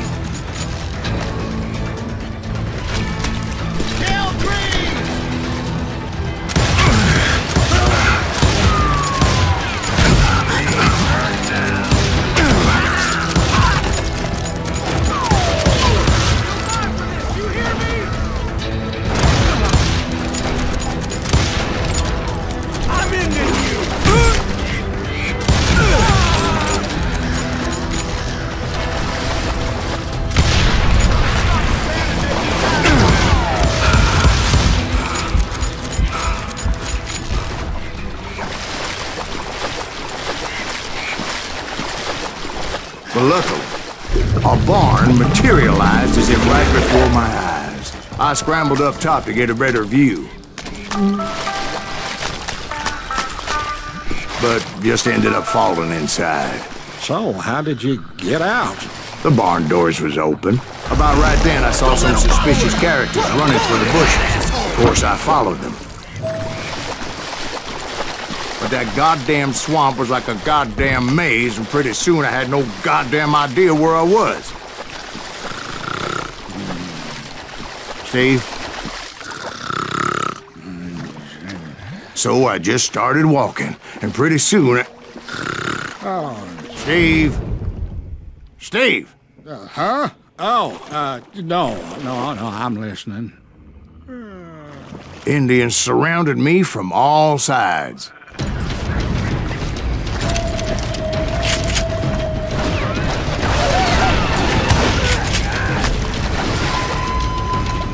Indians?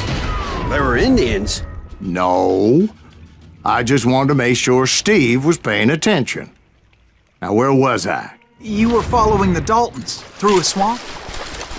That's right. See, Steve? Dwight's paying attention. No, I'm listening. I was just resting my eyes. So, where was I? The Daltons. Right. See, there's a reason so many outlaw gangs are made up of brothers. Being a brother is a very sacred thing. It's a bond like no other.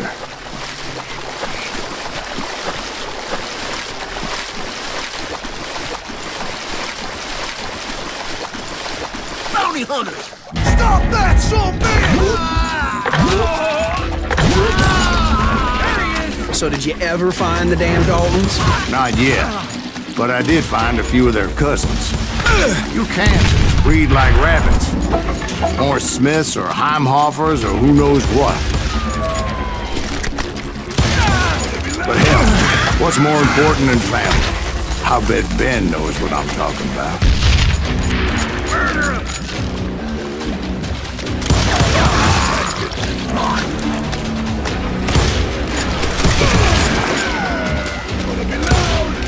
Shoot that asshole!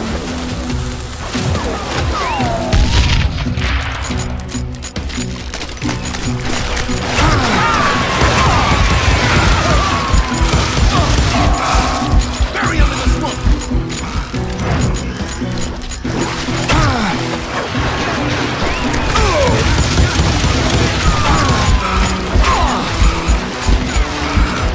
Gotta beat us all!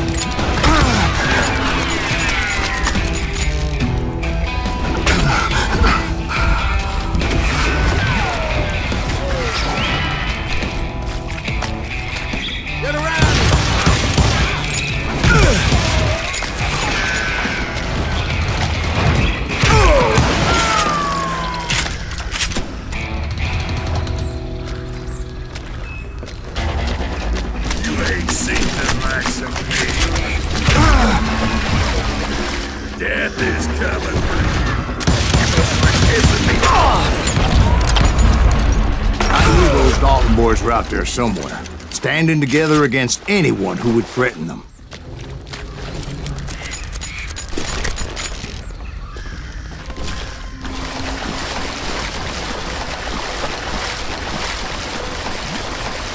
And that's when I saw it. A goddamn steamboat. A steamboat? In a swamp? Yeah, Steve, but this wasn't much more than a wreck, really. But how'd a damn steamboat end up in the swamps? Guess it floated off during the flood of '89. Now, was it a stern-wheeler or a side-wheeler? What? Does that really make a difference, Steve? It was a steamboat with a goddamn army on board.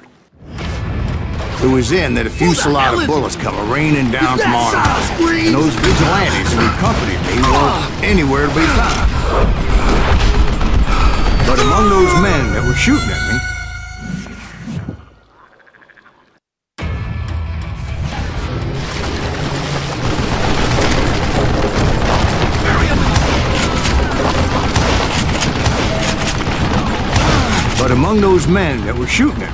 I thought I saw some familiar faces.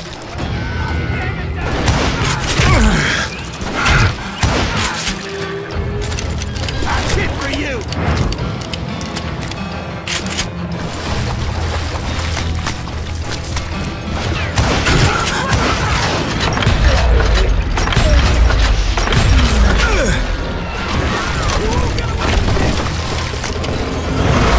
Somewhere up there, the Daltons were waiting on me.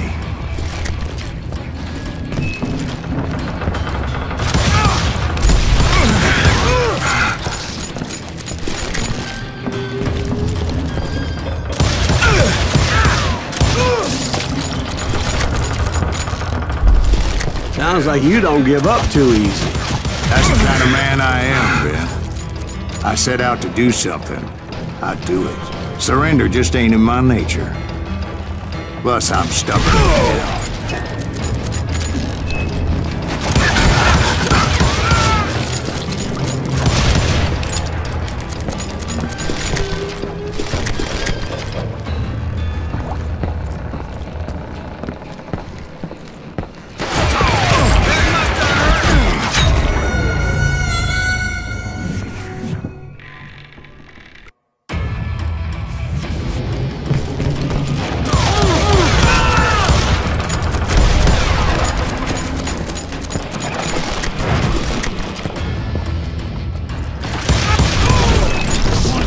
Son of a bitch!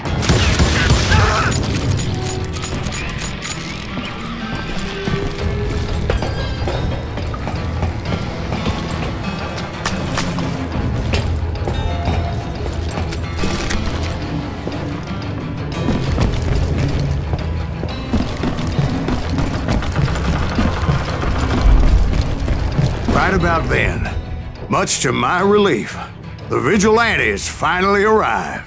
Their leader motioned at a cabin in the middle of the top deck, pointing me directly at the Daltons. I finally had them, after months of dogged pursuit. But it turned out that they had me. Take him out! I'm sending you to hell!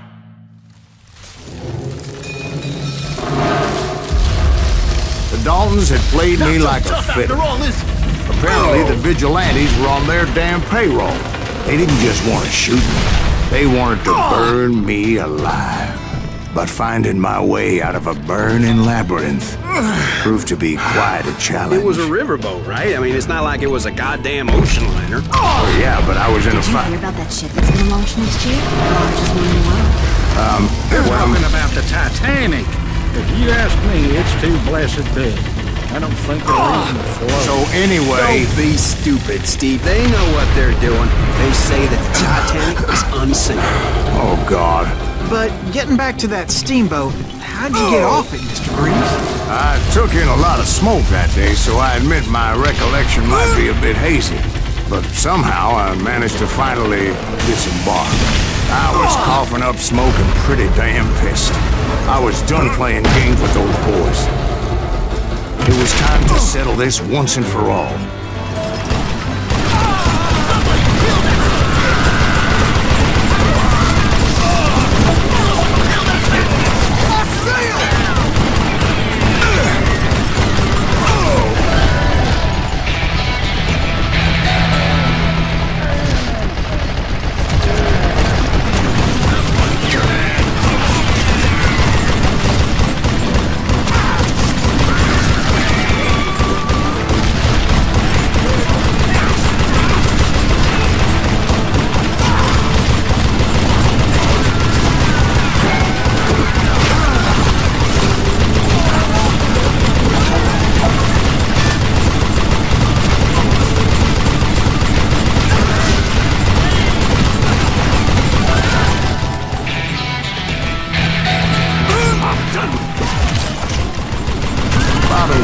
weren't about to come at me one at a time. They were in this together.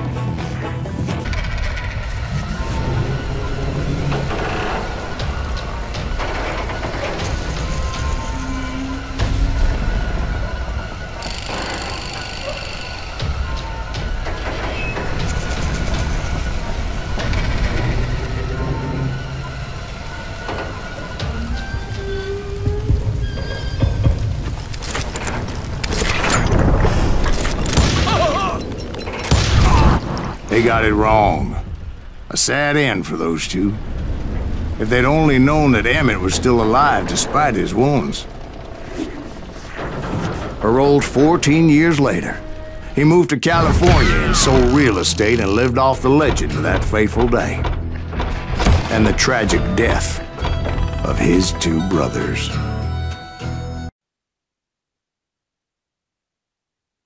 My own brothers died tragically as well, truth be told.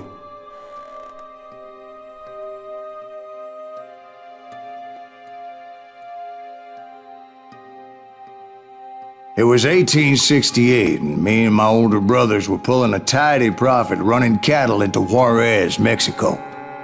One night after my brothers retired for the evening, I found a little poker game in a cantina with a couple of cowboys.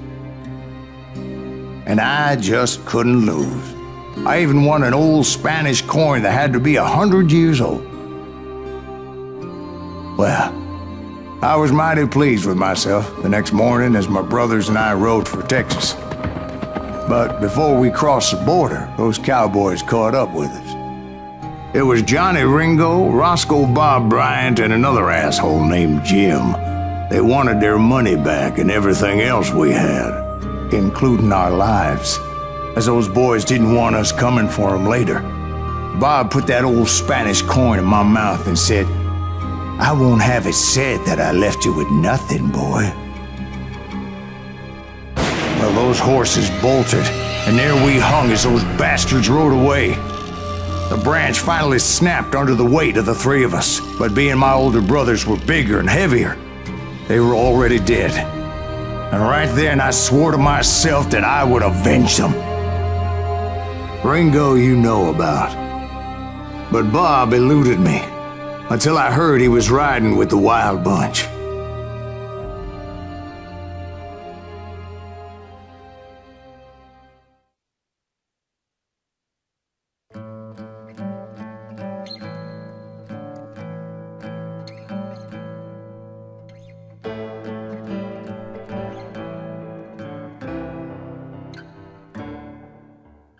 I'd been on their trail for months, ever since they left their hideout in the Bighorn Mountains.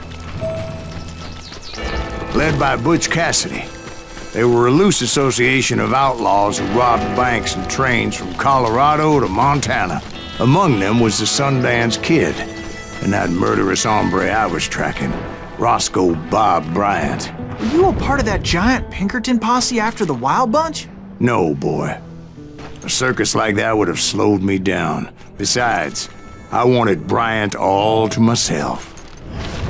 I'd heard about a large shipment of gold being transported to Wilcox, Wyoming on the Overland Flyer.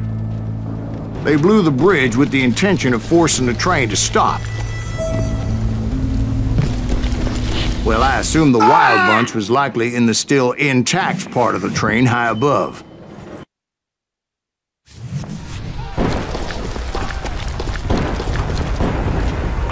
So I had no choice but to make my way up through the passenger cars dangling down. I was determined to make that sumbitch Bob pay for what he did to my brothers.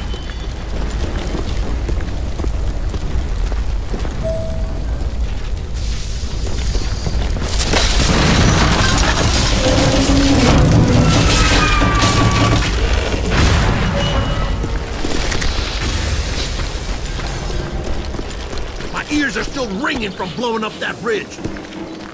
What'd you say? Well, I made my way off unscathed and came upon a few members of the gang and had no choice but to dispatch them. From there, I had to negotiate an even more precarious route. But first, I would need to get my ass out of there.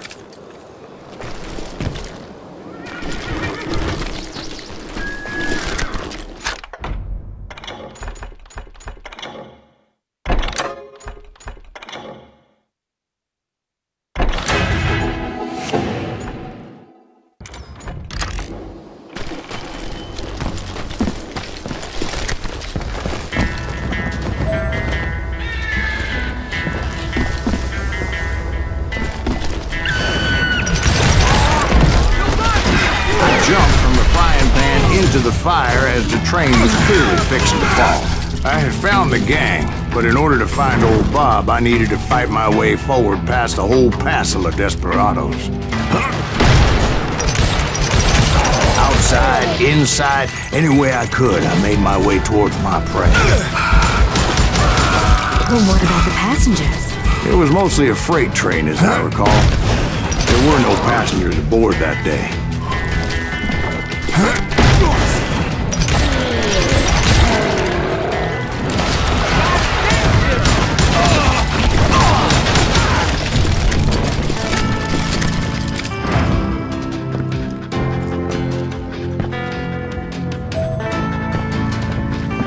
As I mentioned before, I am not fond of heights.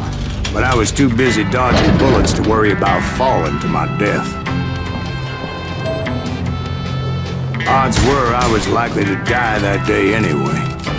So I was determined to take down as many of those bastards as I could.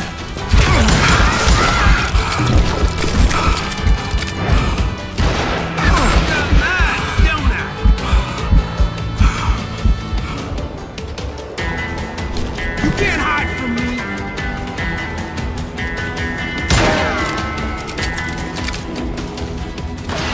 Bastard!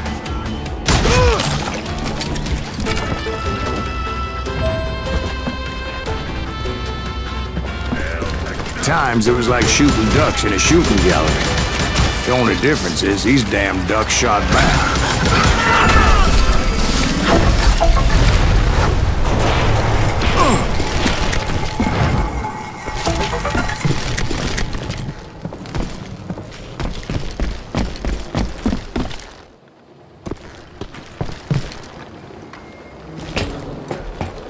I kept hoping the law would show up and give me a hand. You mean like that giant Pinkerton posse that I read about? Did they come riding in, guns a-blazing to help?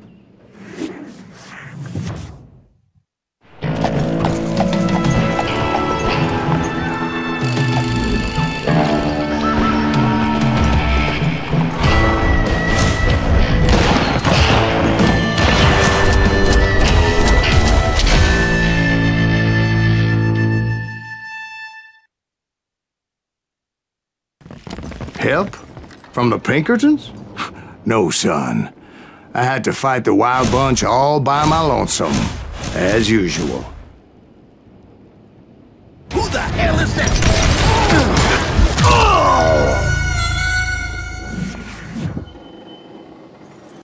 Who the hell is that?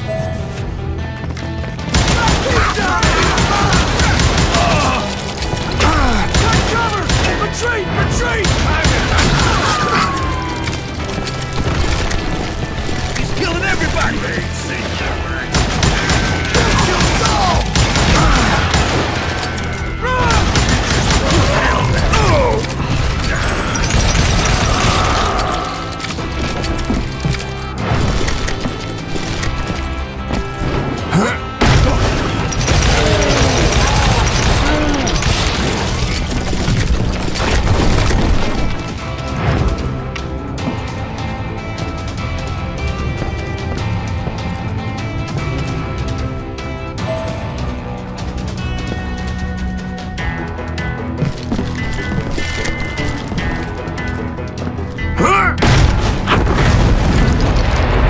Guess is those dime novels didn't portray this as it happened, did they?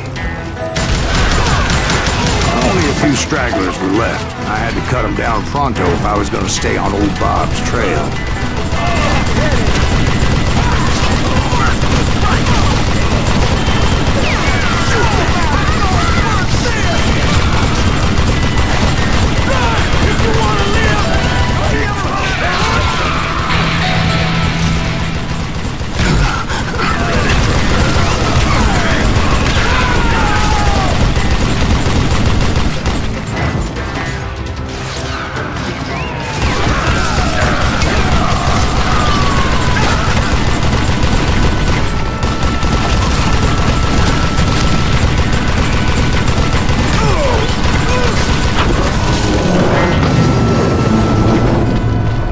Once I silenced all those guns, I went searching for my nemesis, determined to finally have my justice. But the only survivor who welcomed me was George Flat-Nosed Curry. Who was he? The fastest gun in the gang.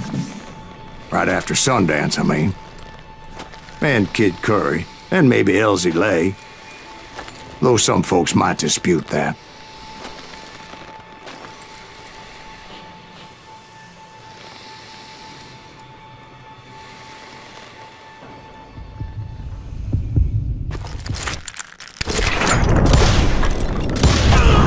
On that very same day, Butch Cassidy and the Sundance Kid decided to leave the Wild Bunch behind and decamped for South America.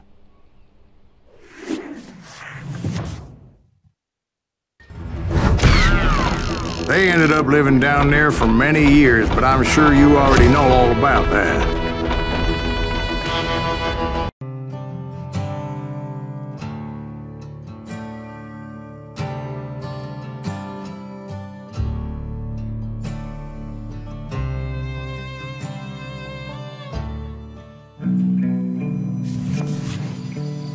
I tried to find Bob Bryant, but it was as if he'd disappeared. Sometime later, I heard the Wild Bunch was back together. Kid Curry escaped from jail, and now he was running the whole shebang. So I took to their trail, because I was still in pursuit of my brother's killer and hoped that he was back with him.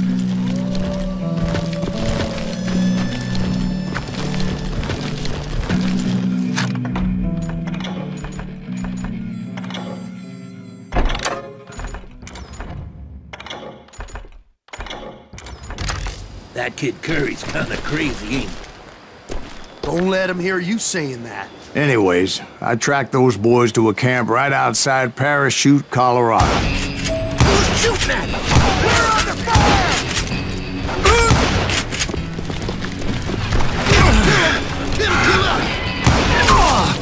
Being outnumbered, I didn't bother with a warning shot. I just started taking those bastards down.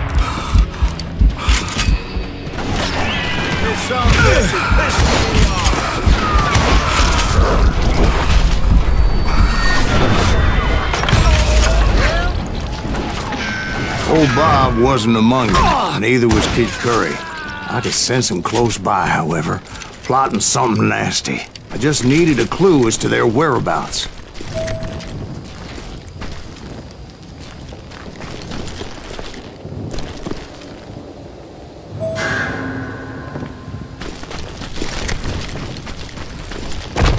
I found one.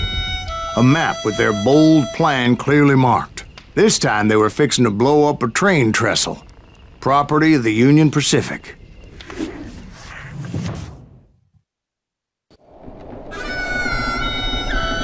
The plan clearly indicated how they were fixing to undermine several of the weakest wooden supports.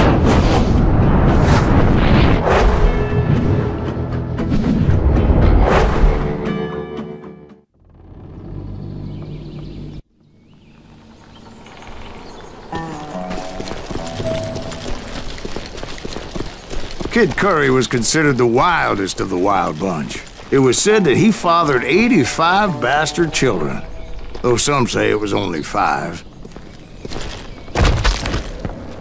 Kid Curry had bragged to a whore how he was gonna rob a train heading to the U.S. Mint in Denver. And that whore, Fat Sally, she told me.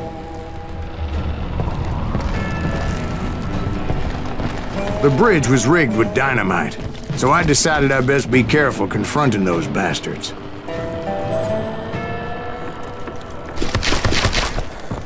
And I made it a point to remove any dynamite that I came across.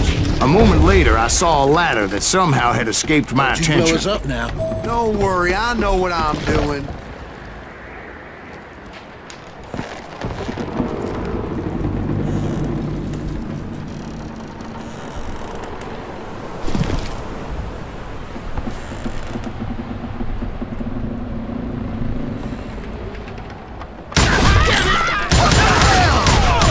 But the Wild Bunch did not take kindly to my presence and attempted to blow my head off. It appeared the kid had found a number of new recruits to bolster their ranks. Guess there's always desperate men willing to trade their lives for stolen treasure. What happened next? Well, having removed the first bundle of dynamite, I decided I might as well remove the other one. Once that was done, I figured I'd find my way from there.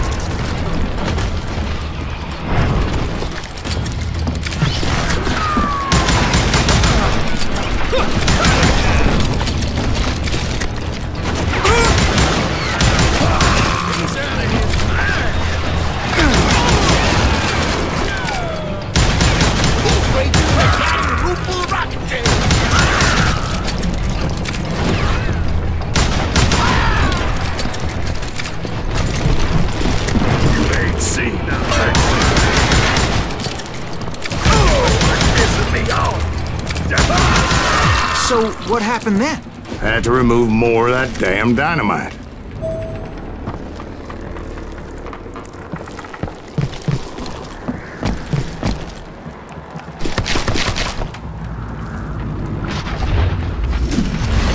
It must have been terrifying trying to make your way across. I was sweating it a bit, but then I noticed a footbridge tied up on high, so I shot the rope.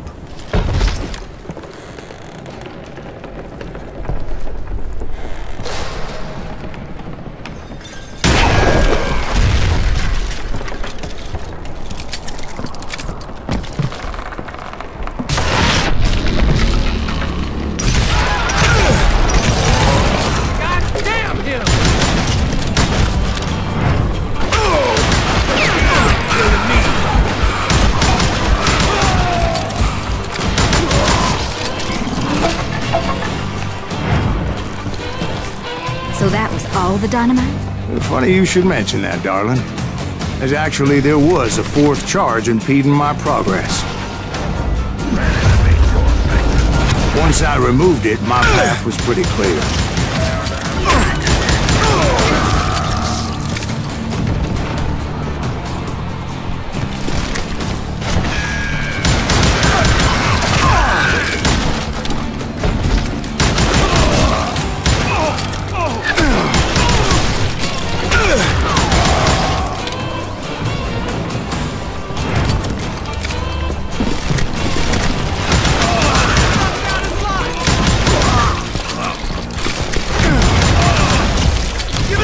So I proceeded onward. I realized that that way just wasn't gonna work. I needed an alternate path forward.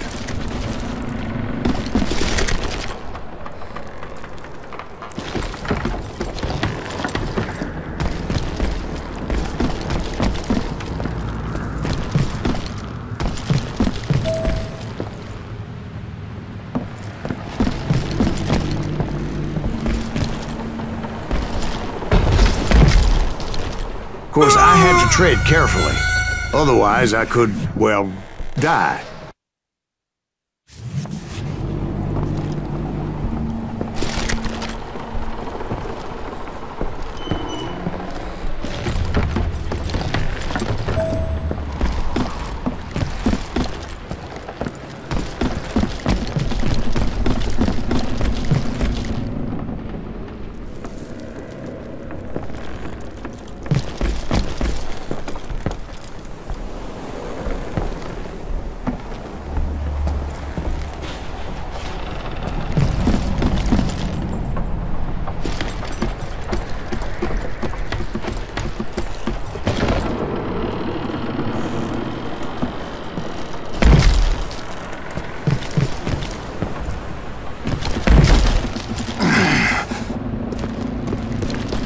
Luckily, I found a cave, and as I made my way back to the bridge, I saw something that concerned me. It was a long, burning fuse, and it was moving fast as hell. I had to catch it.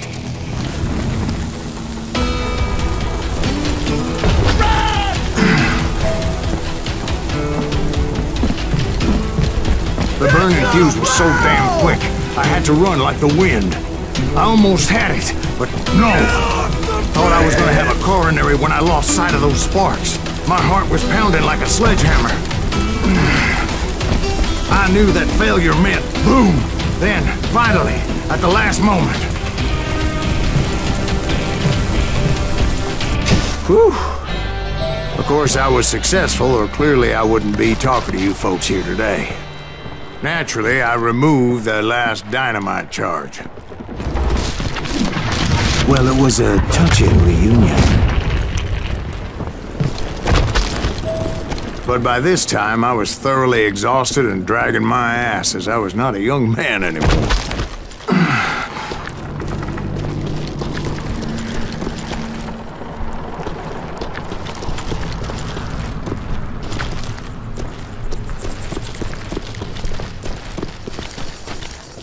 Kill that SOB! Make him bleed! Send him to perdition! Finally, I found those boys. Or more precisely, they found me. This is crazier than Kid Curry! You're in a damn fruitcake!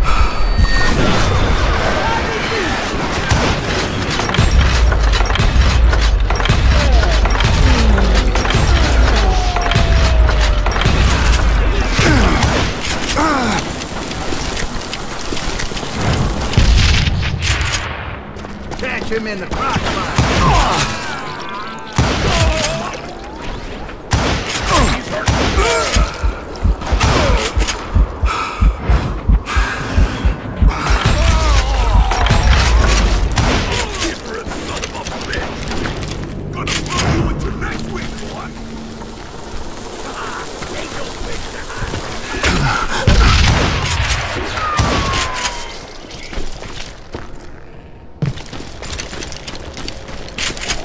Just when I thought things couldn't get worse, Kid Curry opened up on me with a goddamn Gatling gun. It was hidden in this tunnel and pretty well shielded.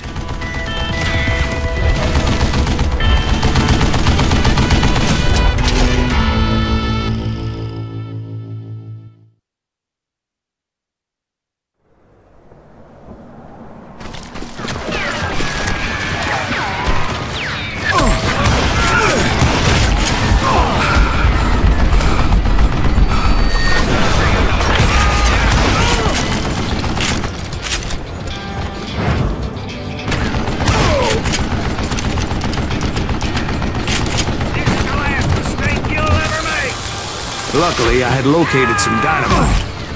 I still, however, had my work cut out for me. Do you know who I am?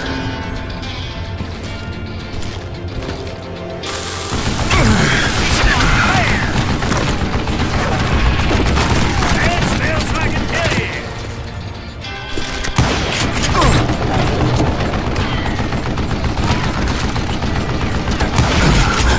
You can't beat me.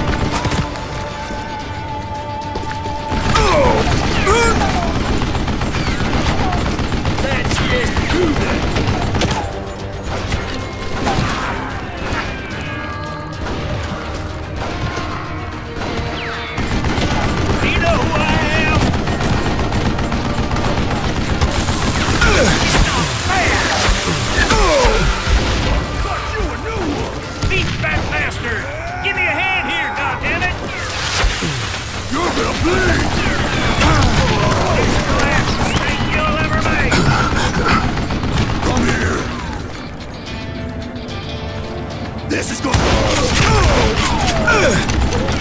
Can't beat me!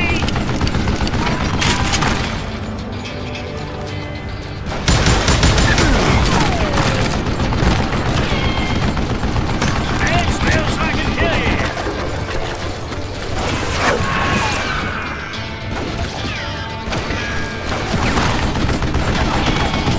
Time for you to lay down and die! Are you kidding me? Eventually, I brought that tunnel down. And that's when I met Kid Curry himself. He had decided to stop pussyfooting around and deal with me personally.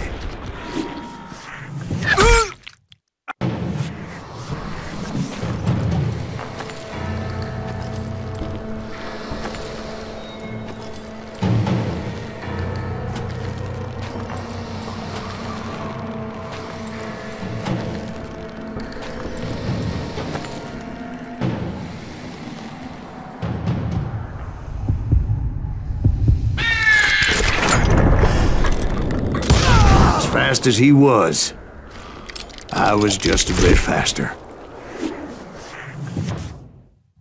And as he lay wounded, I demanded to know the whereabouts of Roscoe Bob Bryant. He shouted at me, "Is that what this is about? Bob went with Butch and Sundance to South America. You ain't never finding him."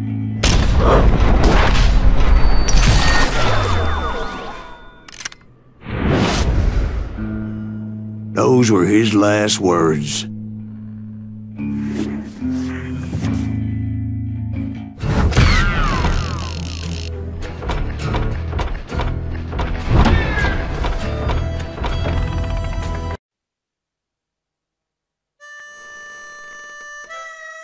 So, Bob Bryant got away? I knew I'd never find him in South America. What about the other killer? Yeah, you kinda glossed over that one. Well, I found Jim not long after my showdown with Ringo. At the time, he was riding with the James Younger gang. Did I neglect to mention that?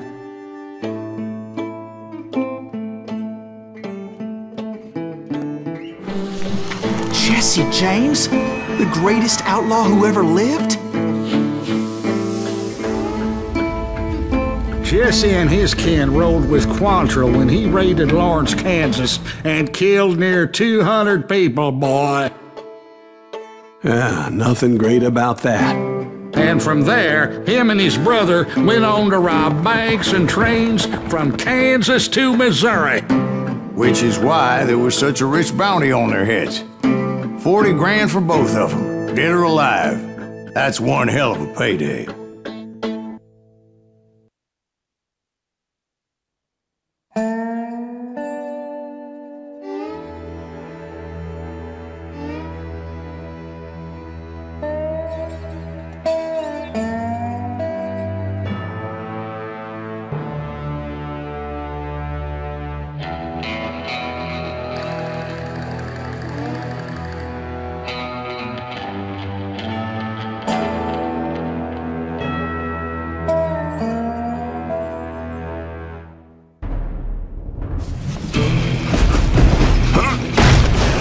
I confronted them as they were robbing a train. Bullets were flying at me from every which way. But I knew I'd have to fight my way forward if I was gonna find this Jim.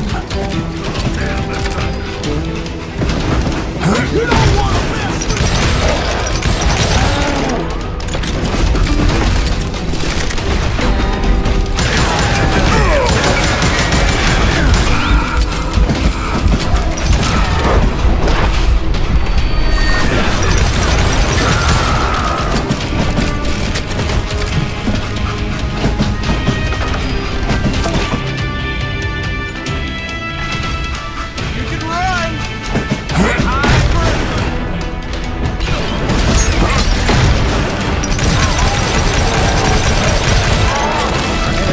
Now, wait a second. Now, how'd they stop this train in the first place? Well, the James boys were experts at this.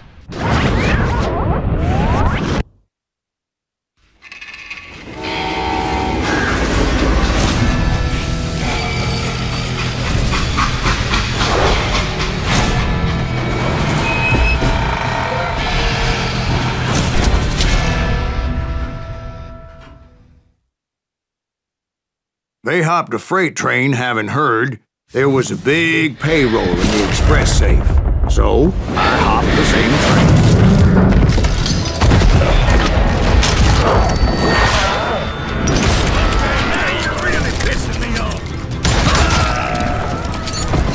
The James Younger gang was decimated after that little fiasco they had in Northfield, Minnesota. So Jesse needed more men and took on the killer I was after, along with a host of others. I was hoping to find my man and put a bullet in his head.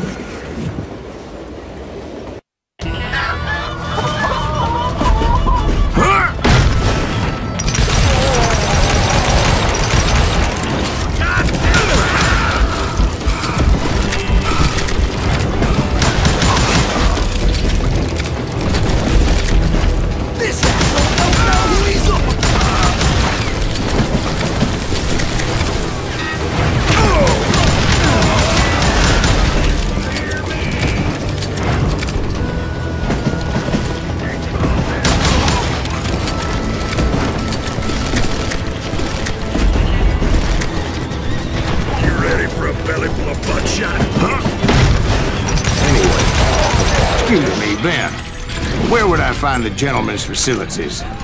Suddenly I have an urgent need to drain my one-eyed snake. Well, I've had more than a few drinks, and I've been sitting here for quite a spell.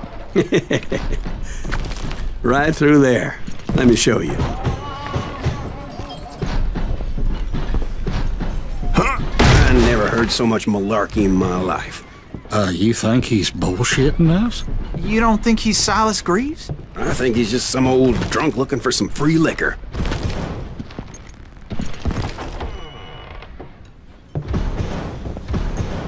I don't know, Jack. I think I believe him.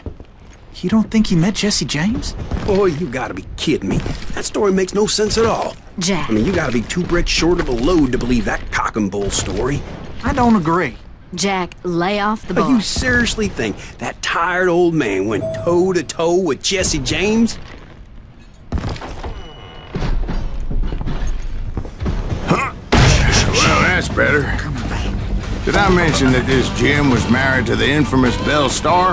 Of course, I didn't learn that until later. Anyway, I made my way forward the best I could. Around the sides, over the roof. At some point, some son saw me and shouted out, "It's a damn Pinkerton!" It's a damn Pinkerton!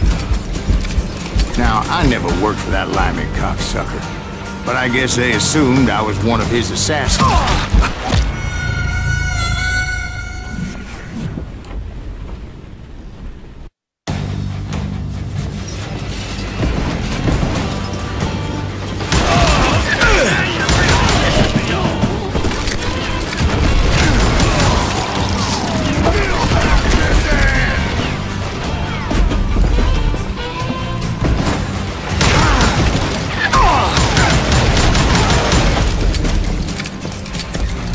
Those evil bastards firebombed Jesse's mother's house and killed his stepbrother. So it's no wonder each and every asshole on that train wanted to be dead. Everybody's always mistaking you for somebody else, aren't they? Why is that, I wonder? Don't rightly know, Jack. I'm just telling you how I remember it. I bet you are.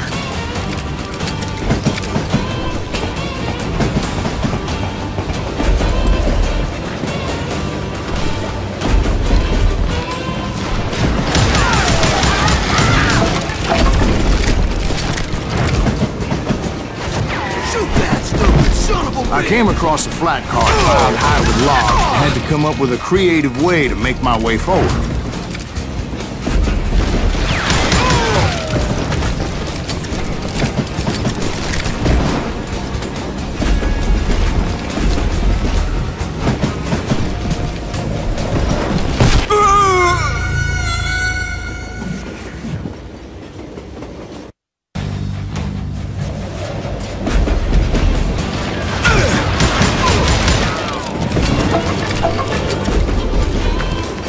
You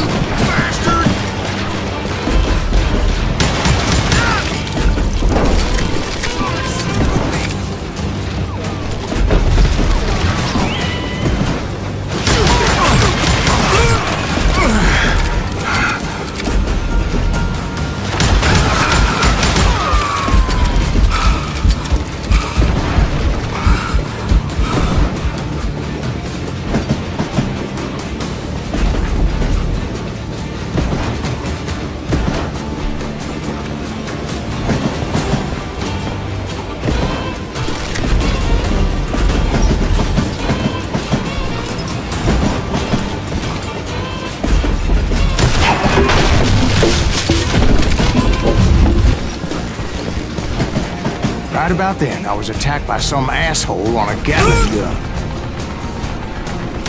Yeah, seems like you run into a lot of them. Asshole? Gatling guns. Yes, I did. Now, I don't remember how I took it out. It was either a bullet or dynamite. Where would you find dynamite? Does it really matter, Jack? You're messing with the flow of the story here.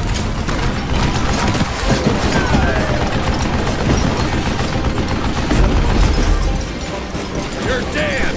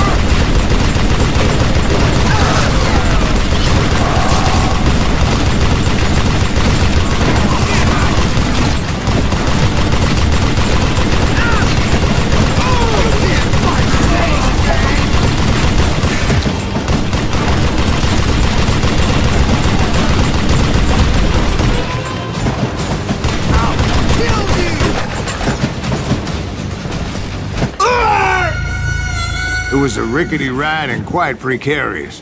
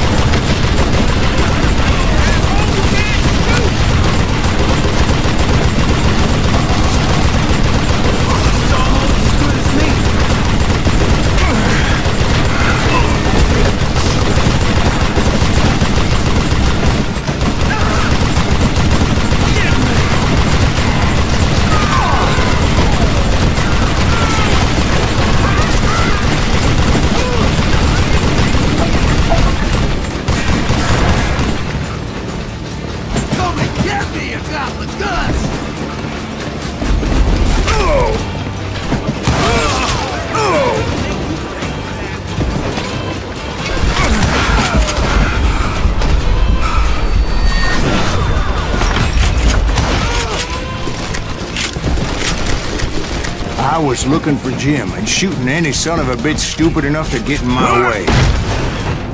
And that included Jesse James himself.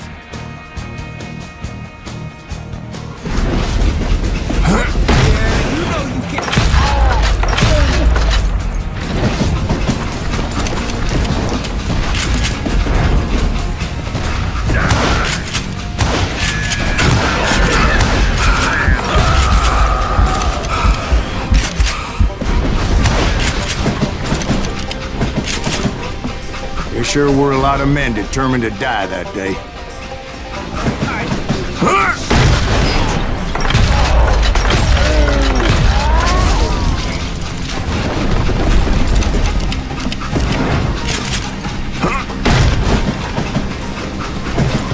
It was then that Jesse detached the express car from the rest of the damn train. I could see Jesse waiting for me, fixing to kill me so he could get away with all that money.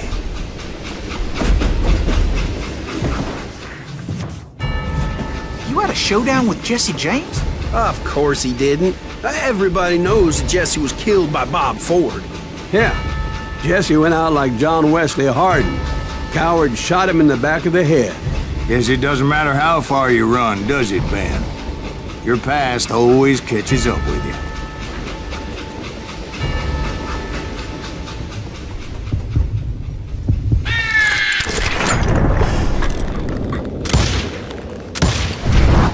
Yeah, I didn't kill Jesse James. Just wounded him bad enough to convince him to hang up his guns. What about that Jim fella? What happened to him? I figure he was up front with a gun to the engineer's head. That bastard slipped away again. I'll tell you how I got him. But first I need to wet my whistle.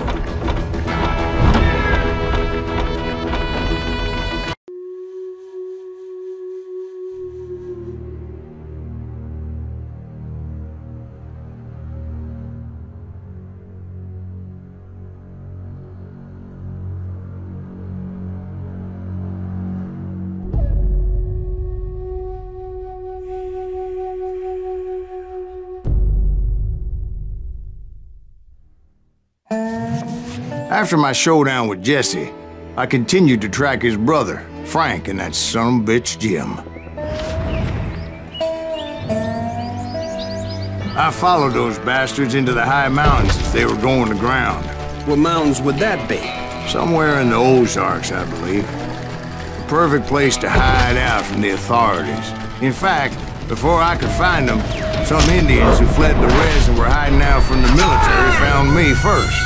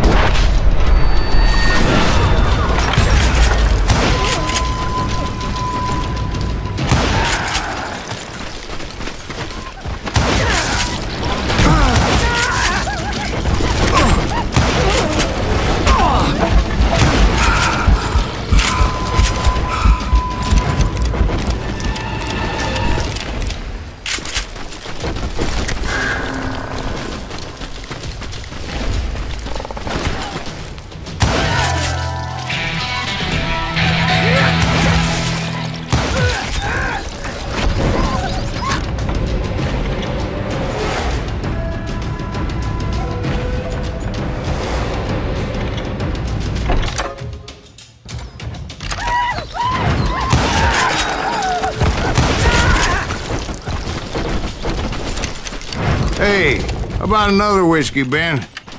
Nothing better to soothe the troubled soul.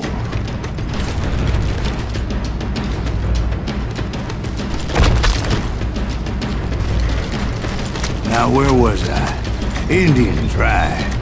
I had more than my share of run-ins with the Red Man. Like that time, did I tell you about Grey Wolf? Yes, sir. Of course I did. In fact, I can still remember that old medicine man's words to me. Jesus Christ, we're back to that again? You carry great darkness in your heart. It will claim your soul. You will come to this place again and kill many more men.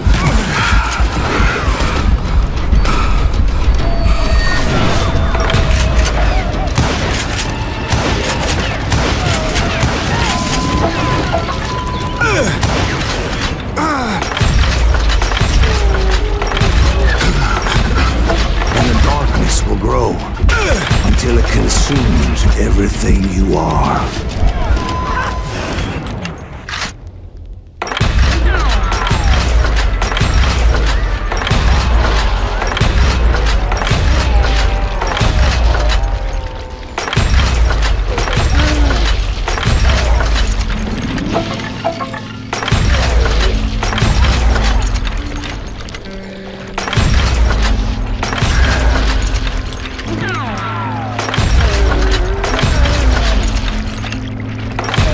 Did you ever find him? Who? The man you are after. Let me ask you something, Ben. You ever think about death? Mr. Greaves, are you all right? Ooh, death. Oh, death. Won't you spare me over till another year? What is this that I can't see, with ice cold hands taking hold of me? Well, I am death, none can excel. I'll open the door to heaven or hell. Oh, death, someone would pray. Could you wait to call me another day? Oh, death, won't you spare me over till another year? So are you gonna answer the question? What question is that? Jim Reed. Did you ever find him? Reed was indeed that son-bitch's surname. That's right, Ben. A despicable character. I remember him laughing like a hyena that cold morning they lynched me and my brothers. He was intent on avoiding my vengeance, but nothing was gonna stop me. Nothing.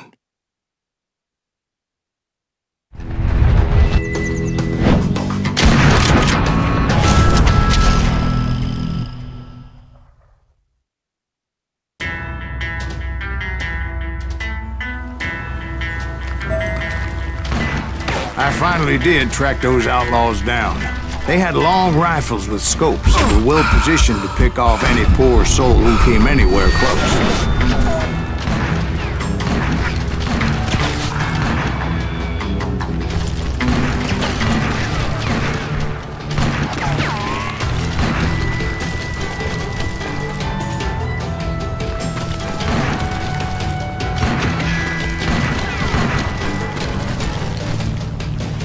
I'm guessing Frank James believed I was responsible for the demise of his brother Jesse. I couldn't really disagree with the man, as I thought Jesse was dead then as well. He backed off as I closed in on him, but he was still intent on killing me. And when I closed in on him again, he backed off again, looking for a better angle on me. Hell, I can't fault Frank for wanting his revenge, as I was there for the same damn reason myself. At this point, I'm guessing you think Silas Greaves is a worse murderer than Jim Reed ever was. No, sir. A man who spent half his life killing somebody's brothers, fathers, sons. I think you were just looking for justice, sir. Is that what I was looking for, Dwight? Is that what it was? Justice? Isn't that why you were hunting the James gang? The James gang. Right. I finally found Frank holed up in his mountain cabin, and he was determined to have me dead. It was a pitched battle that could have gone either way. Luckily, I had some dynamite in my possession. Dynamite? On your person? A few sticks, just in case. It's always good to be prepared. Right. I'm just laying out the facts as I remember them, Jack.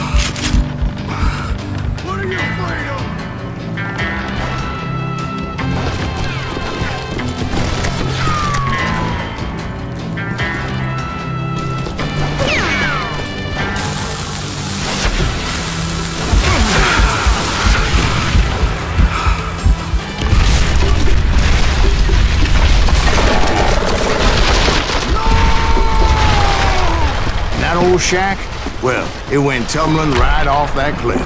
With Frank James still in it? Yes, sir. But Frank James is still alive, living in Missouri, showing folks around the family farm for 25 cents a tour. I didn't say he died in the fall, now did I?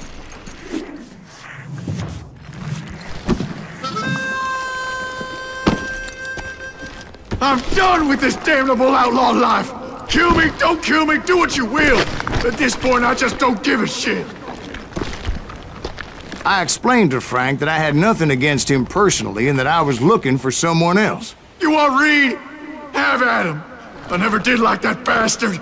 I am done here!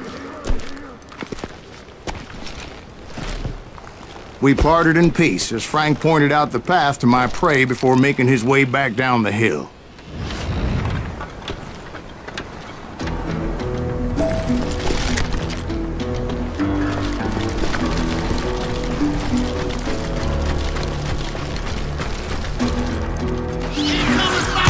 So, what happened with Reed? Well, I finally found the last of the gang hiding in a nearby cave. First, I had to dispatch the lookouts, as I was determined not to let that murderer escape my revenge again.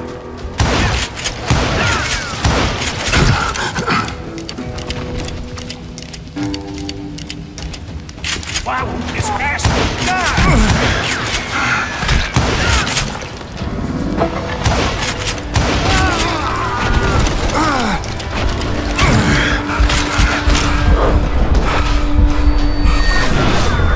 But rather than wander in willy-nilly, I decided it would be better to smoke that sumbitch out.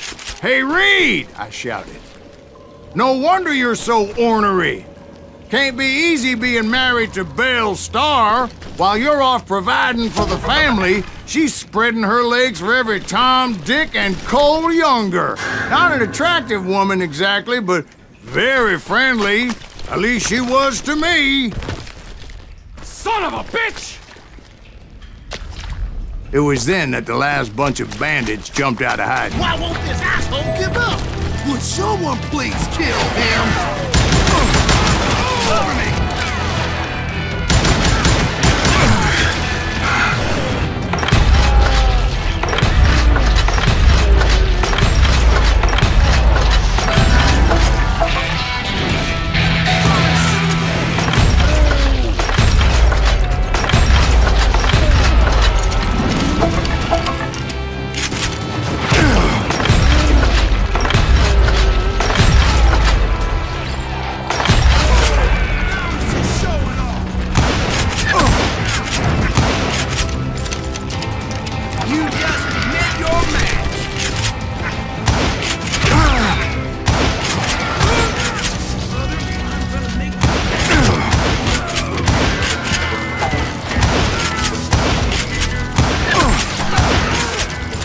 Eventually, it was just me and Reed.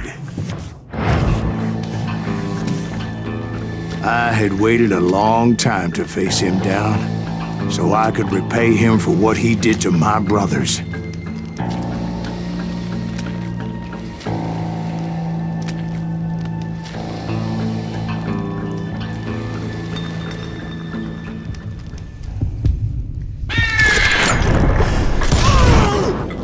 And repay him I did.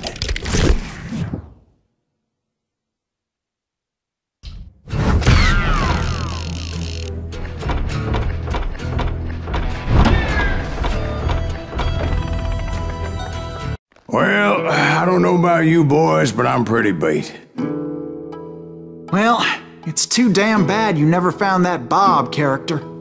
Seems a shame he never had to pay. Well, funny thing about that, I did have one more chance at him.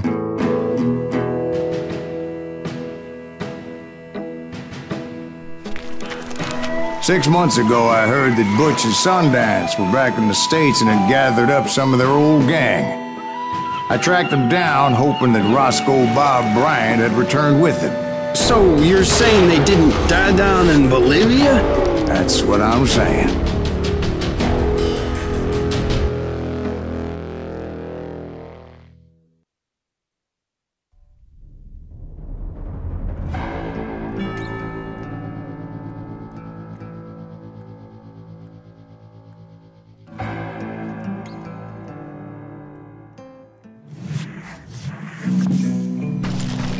40 years I had waited to get my hands on the last of my brother's killers.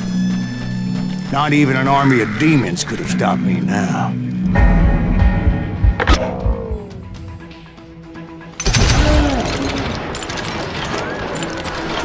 Both Johnny Ringo and Jim Reed fell fairly quickly.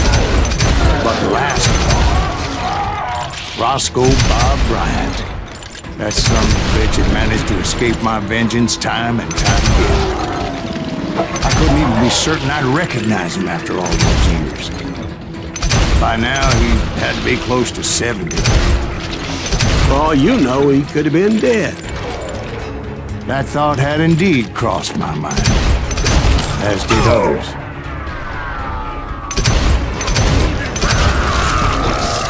For instance, did my thirst for vengeance turn me into something worse than the man I was after? By this point in my storied career, I had killed more men than Bob Bryant ever had. I was furious as hell at that bastard for making me who I am.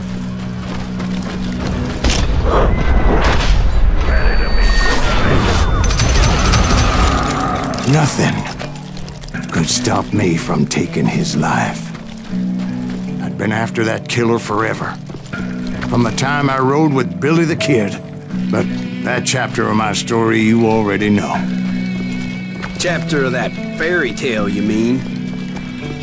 Suddenly it was 1910. There I was, an old man roaming a ghost town dead almost 2 decades.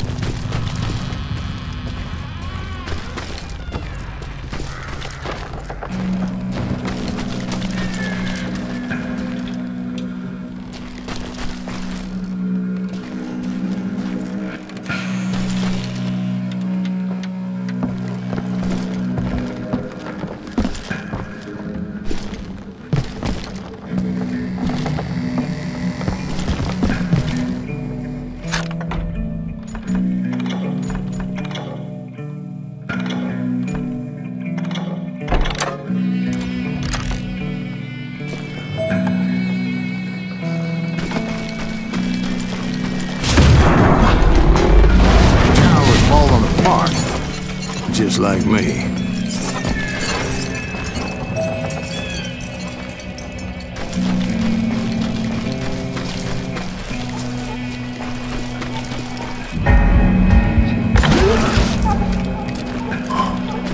But I wasn't about to call it quits.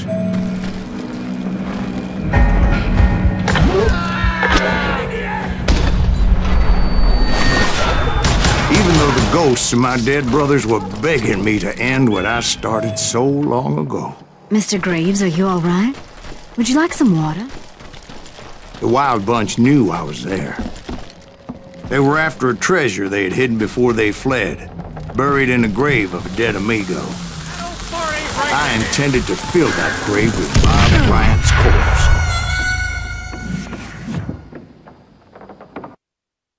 Dodge this! Put a bullet in!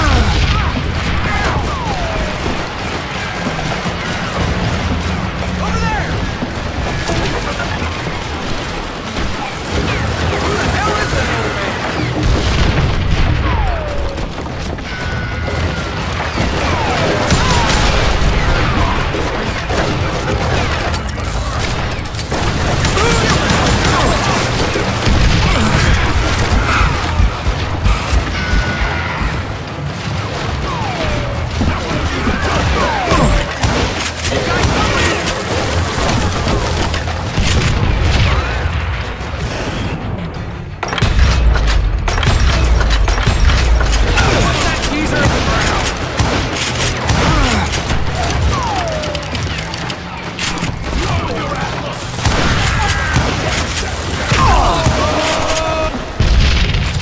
But you obviously prevailed since you're sitting here telling us. Actually, in that moment, I did not prevail. So I suppose we're talking to a ghost. Funny you should put it like that, Jack.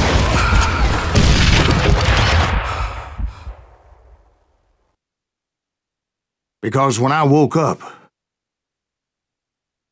From the dead? There was silence all around me. I can swear to God I saw Billy then. Billy who? Billy, the kid. William Bonney. He was shooting at me from a rooftop. Here, there, even over there.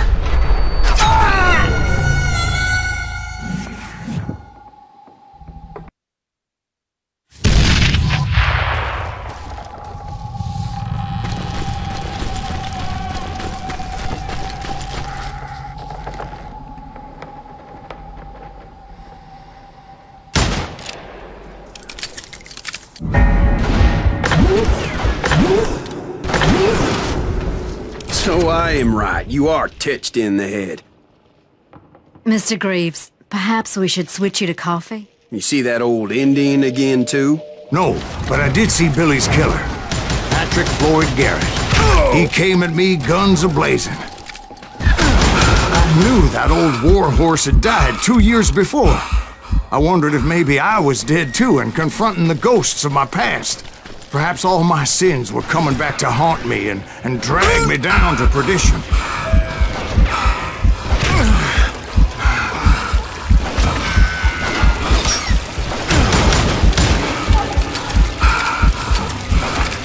I saw Henry Plummer throw dynamite at me.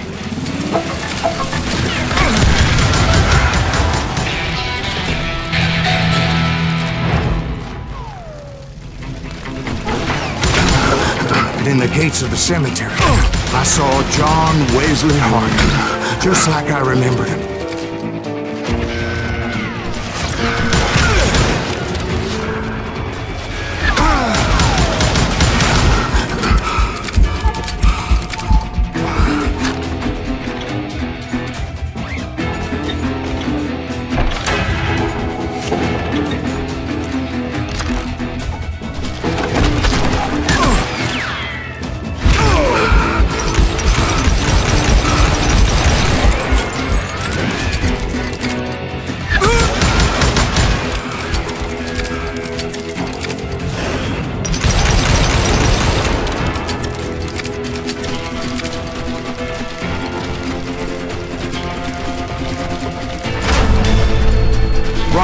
Appeared with his terrible double-barrel shotgun. But no ghost army was stopping me. My father-in-law got hit with a fallen branch. He spent the rest of his life talking to dogs.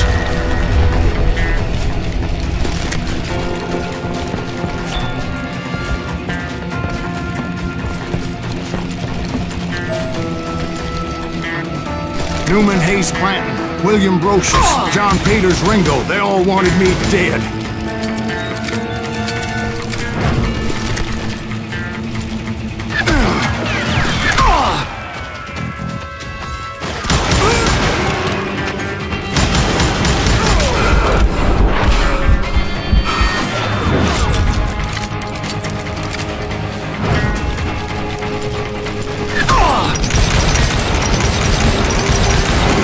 The Dalton brothers, Robert and Grattan, guardians of the Garden of the Dead.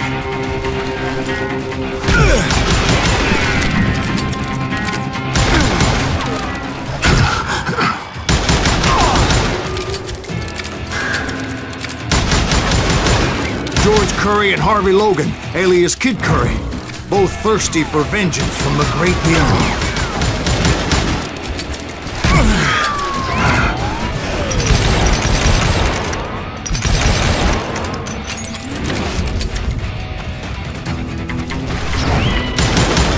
Jesse, Woodson, James, and Jim Reed, each one deader than the next. I thought I would go crazy.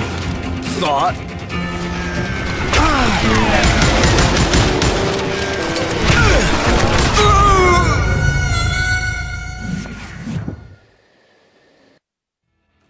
The Dalton brothers, Robert and Grattan, guardians of the Garden of the Dead.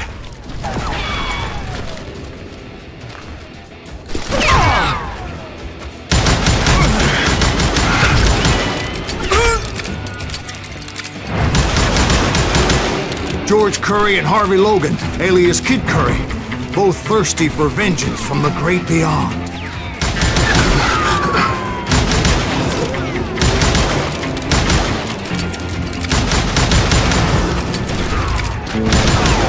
Jesse, Woodson, James, and Jim Reed, each one deader than the next.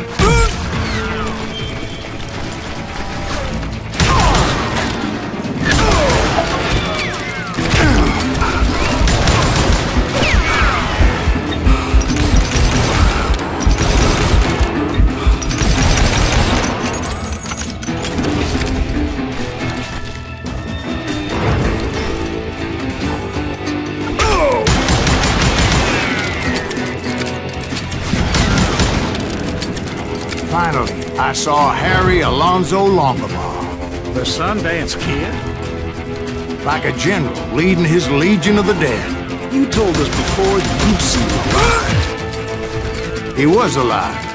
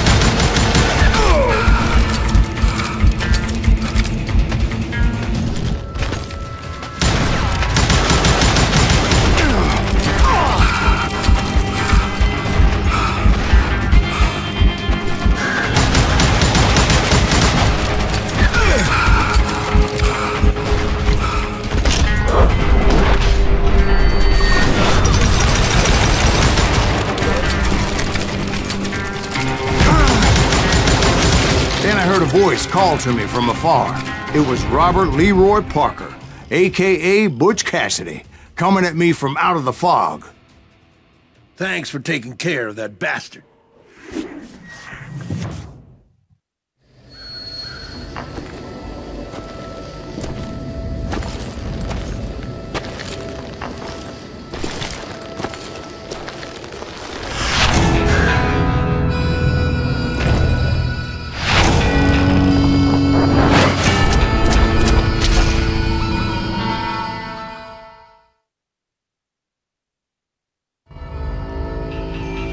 But the kid wasn't quite deceased.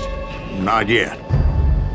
Takes more than one little bullet to kill the likes of me, partner. Those two looked like they hadn't seen each other for quite a while. Clearly, they were no longer amigos. Shit. I was hoping I wouldn't have to kill you. You won't have to, Butch. I'm killing you first. I asked them about Bob Bryant, but they were too busy with their own heated conversation. Let me get this shit straight. You want my money and the love of my life? You frittered it all away, Butch. Edda's mine. So is that damn money. I didn't want to shoot anybody until I had an answer to my question, but those boys didn't give me much of a choice.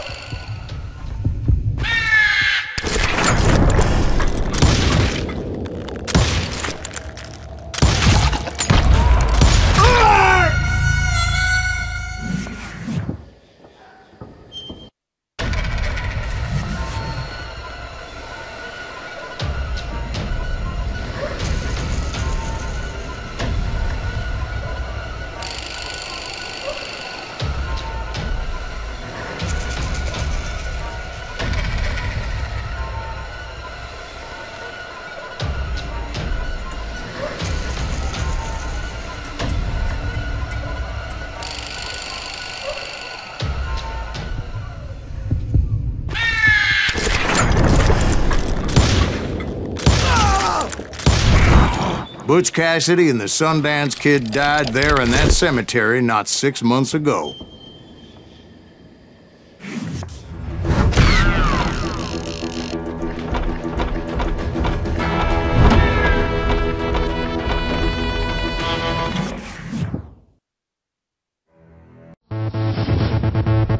Maybe one day,